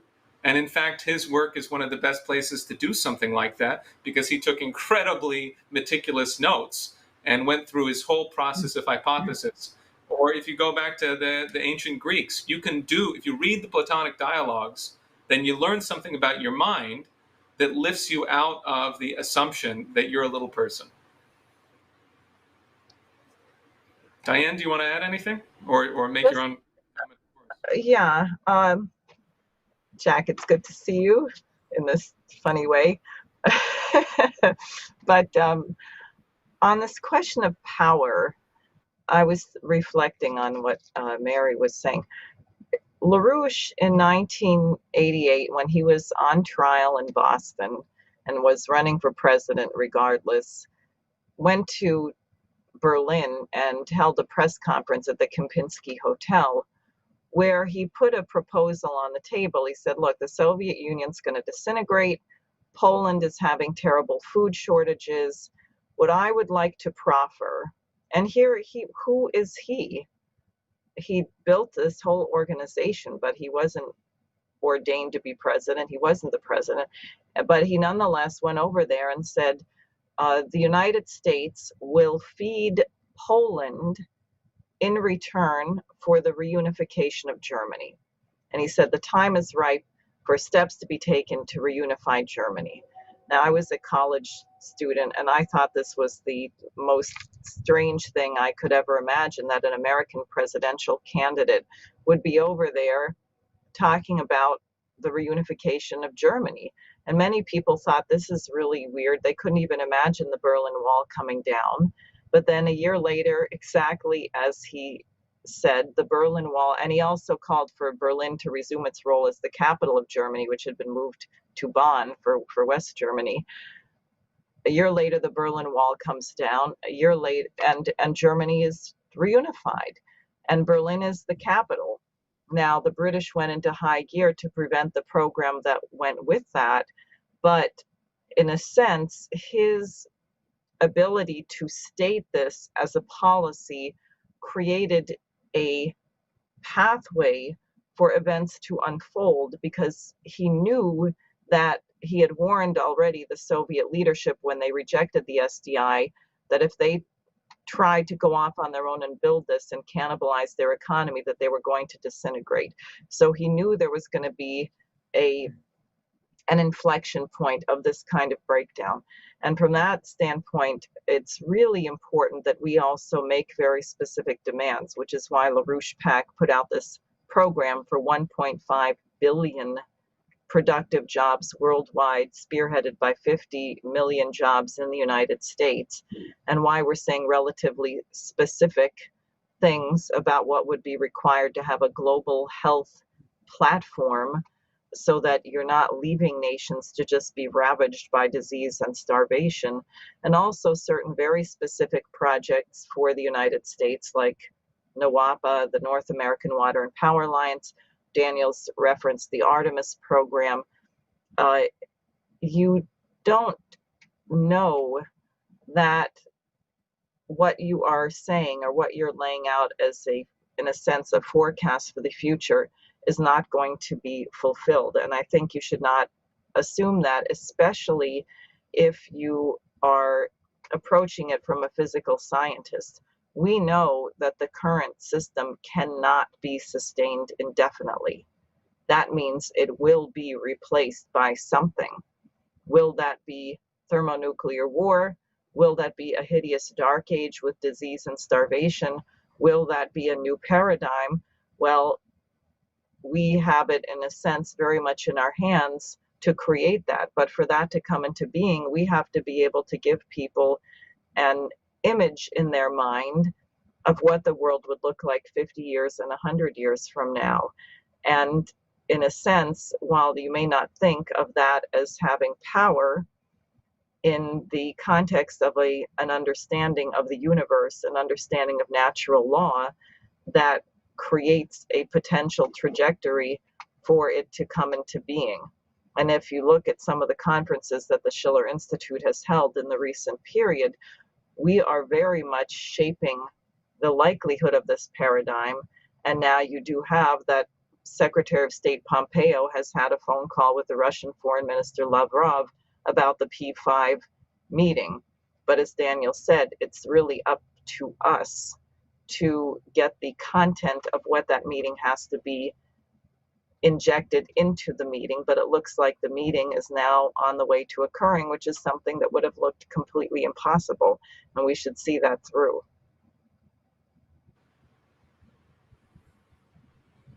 Okay, well, Jack, I'd like to make sure that we get a few more people in, so I want to thank you for participating. I hope you come in again soon. Sound good? Okay, bye. All right. So, Diane, would you like to introduce Mr. Kanitz? Gary Kanitz coming up soon? Or? Sure. He's here. Okay, that would be. I see a Kanitz with a hand raised. Great. I have to go now, so Well, thanks. Gary. Okay. Oh, here, Bill. Bill says he has to go. Bill. Oh, Yep. Bill, go ahead. Does he want to say something? Thanks for having me. An Would you- interesting conversation for sure. You should just forward it. Okay. We've got a it's lot to do to save the country. Just forward the whole email. We sure do. I think it's right there. Amen. Thank you very much, Thank Bill. Thank you very much for joining us. Thank you. Talk to you soon. Great. Okay. So good. So Gary Kanitz is my campaign manager, and there is his whole family. Gary, Lena, Lydia, and Amalia. Very good to see all of you. Thank you. So I actually, there was some confusion as to the clap icon and the raise hand icon. So I tried to have a hand up earlier, but we had an issue with that. So anyway, I just had a couple of comments I wanted to make, and kind of going back to where Daniel started, that obviously this summit is the key ingredient to get things moving in the direction, as you were just saying. And, you know, with what Bill was going through with all of these attacks and the intelligence operations trying to run the coup against Trump, you know, a lot of the purpose of that was all this anti-China hype, all the anti-Russia hype, in addition to obviously trying to get rid of Trump personally. I think something that kind of would apply to a lot of what was said, a lot of the skepticism about what could be done, what's possible, what's not possible. One comment I have on that is, you know, a lot of this stuff that's been going on in the intelligence agencies has been known by a lot of people for a long time. But one thing that is absolutely unique in this situation is that we have a president in the White House who has not only been a target of this apparatus, but has survived the attacks by this apparatus and is continuing to fight against it. So that puts us in a whole different scenario as to what is and isn't possible. Obviously, he needs help on some of his direction, especially with the anti-China things that are going on right now. But people really have to think about that long and hard. You know, we've been for decades and decades with policy proposals out there and people having the attitude, well, can that really be done? How do we make that happen? It seems impossible. The politicians are so corrupt. And again, I mean, this whole thing with the idea of this of some kind of outside convention challenging the situation. Look, I mean, this is really straightforward, frankly. If it was the case that people were in a condition of both having the knowledge and the will and the intent and the care to do that, then it would be a no-brainer for them to change the situation in the system as it is. If people could bring together a convention and put together an alternate policy, they could bring together voters and change who's in office. I mean, this is really a distraction and it drives me crazy. I just wanted to kind of throw that in there on the side. People keep bringing it up. I know there's people around us who support that agenda. There's an active campaign for that agenda. It's Bill brought it up in sort of an abstract way, and I think almost kind of jokingly, because I'm not sure he's aware how far people are going with that. But it's really kind of the wrong road. So I wanted to make those comments, and I also wanted to throw in one other thing.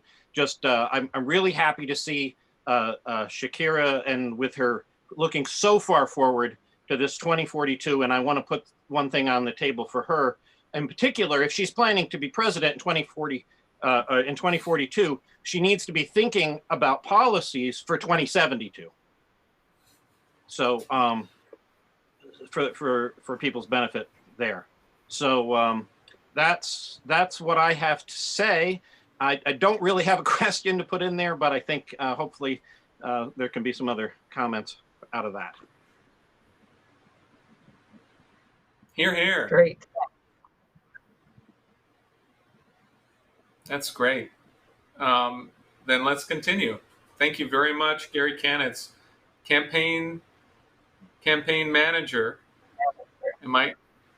of the Diane Sayre for U.S. Senate campaign in New York. Thank you really very much. Okay, so I want to ask for like one more question. Diane, how do you feel about that? It's 9:17. That's fine. Okay, I think we'll do one more question and then we will wrap up or comment. So Tristan, come on in. Howdy. Howdy. Okay, so I don't want to think this is a sidetracking, but as far as I guess the LaRouche movement in Congress, so currently there are, I might be wrong, I think there are 2 seats in the Senate that are currently independents. Now the rationale on a third party, well, you guys are running as independents for the LaRouche movement. I can remember I don't remember if this was high school or college. I think it was high school, where what I was taught was third parties have a purpose in Congress, and they're basically just tools to try and force the Republicans or the Democrats to put policy forward to gain support of a third party normally, or the independents. As far as both of you being independent candidates running under the LaRouche movement, everything I've learned and heard about the LaRouche movement, about economic plans, I'm very excited for. I love everything that I've heard and what I hope to see it. I believe, as I think we've said multiple times, we have a big problem where, you know, how the Democrats and the Republicans are in Congress. Like to this day, if people ask me about my political party, I I'm registered one way. I do not identify with my party. I believe that parties are a terrible thing as far as inherently, if you look at the history of our country. But I wanted to ask, what is a plan as far as like from two candidates running for the LaRouche movement to gain a bigger presence in government, whether or not that's federal or gaining it through local government as well, to get a larger support, not just from people, but again from people who hold seats in office to identify themselves as a LaRouche candidate, even to I guess combat pre-existing parties. Like, I don't want to sit here and say it's a war against the Republicans and Democrats, but it's like people make the argument every year. You hear people run and say, "This is what I'm going to do, what I'm going to do," and it's like, you've been in office for 40 years. Don't think anything's going to change from this point forward. Where the LaRouche movement, in my opinion, has offered a larger span of opportunity, and I'd like to hear both of your thoughts on the future of the LaRouche movement in government, whether or not that's federal or as far as expanding into local government as well. Thank you very much, Tristan. Diane, would you like to respond first? Well, I think we should have as many as possible LaRouche candidates, people who would have the courage to do that. We've tried to approach, and happily we were joined today by two candidates for office for governor and state assembly who actually are running as party candidates, one Republican and one Democrat, I think. So the more the merrier. I think, as Dennis or Daniel said, I guess now I'm mixing everything up that's happened today. But the point about being an independent is we have an ability to unify people. Trump, in effect, ran as an independent, even though he was nominally a Republican. If you look at his vote, there were many, many Democrats who voted for Trump. There were many, many Republicans who voted against Trump, as well as many who voted for him. He happens to nominally be a Republican. But I think the major issue is we have to get the policy. And we are in an existential crisis now. We're in a moment which people didn't ever think we'd be living in, where we have a pandemic disease, which is highly contagious. And while it doesn't kill a majority of people that it infects, there are some people who get extremely, extremely ill and die from this, and there's a huge amount we don't know about it. So the best approach right now is to try to limit the spread of it as best that we can and work on developing a vaccine or a cure or a treatment for it. That's a heck of a position for the population to be in 2020. Many people didn't expect to be here. We are here. So we have to address it. And in a sense, it's really, that is the primary issue, is getting the change.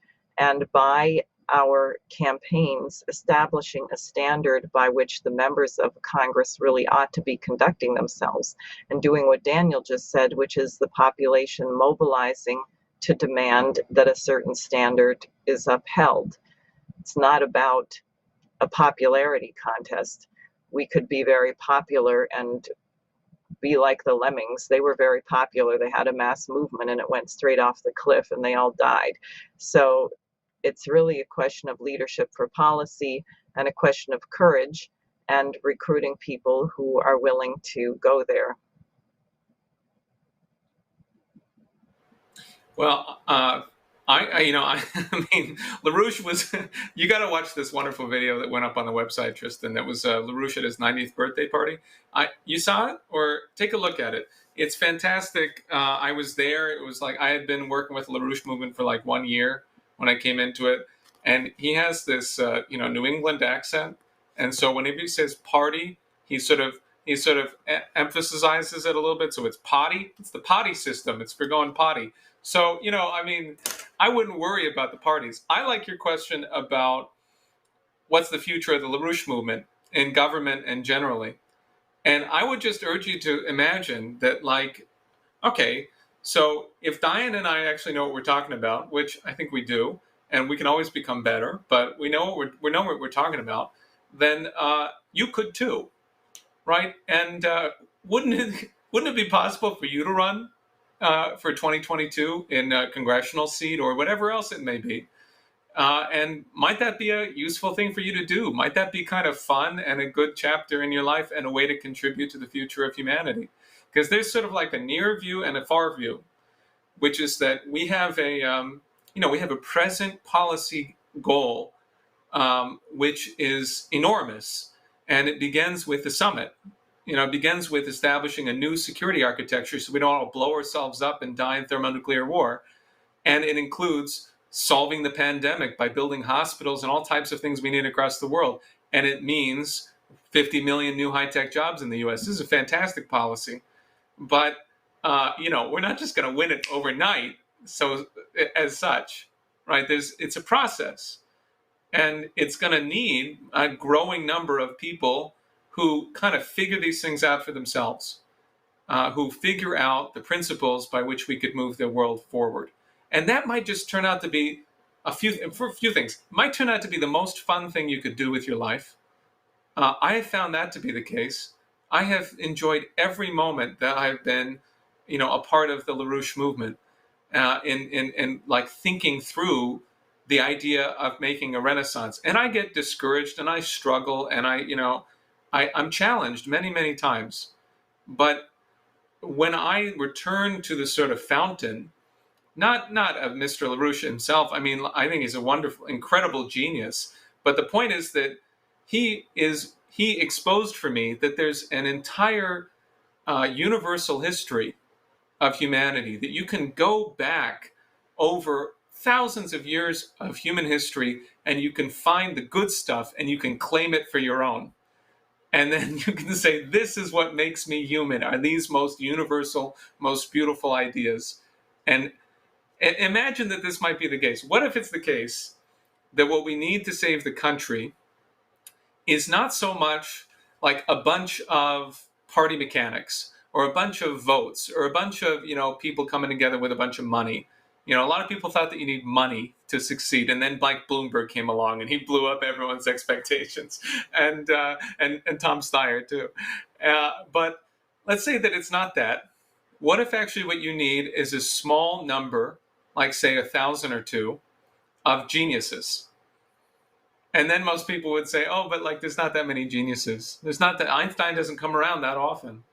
But what if it is true that you could become a genius? You could develop your mind so that you could become creative and contribute to others and contribute to humanity as a whole. Then that might be really fun. That might make life really enjoyable. And it could be the difference between, a failure and a success of humanity. And my own study of human history and of the mind and of the world and of Mr. LaRouche's work has been to say, you know what? That's a pretty good hypothesis. So that's my thinking, is that I hope you'll work with us and we'll figure out a way to get, a bunch of people sort of developing their own minds and figuring out what is it? What is the truth? How do I know the truth? What does it take? And then diving deeper and deeper until we get some people who are qualified to lead the country. Because it's surely not going to be, it's not going to be because they put LaRouche next to their name or because they put a party next to their name. It's going to be because their own mind has made a certain breakthrough in understanding how problems are caused and how they're solved, what the future requires. So that's what I'm thinking. Okay, yeah, thank you. I like the thought process. Like I said, I love everything I've heard about the movement, especially on a political stance. And it's one of those things where it's like I'd like to think that one day you won't be a independent candidate, or when I go to vote, it'll specifically have Republican, Democrat, and LaRouche, or like I'd like to think that it would grow to that point. I like that idea. I think it's a great thing. I think I'd love, we're talking, both of you are running for seats in the Senate. That's a much a larger thing, realistically. I'd love to sit there and think of like my local legislatures. I'd love to think about my very happy with my personal congressman, but still I'd love to see LaRouche run my district. Maybe as far as even a governor.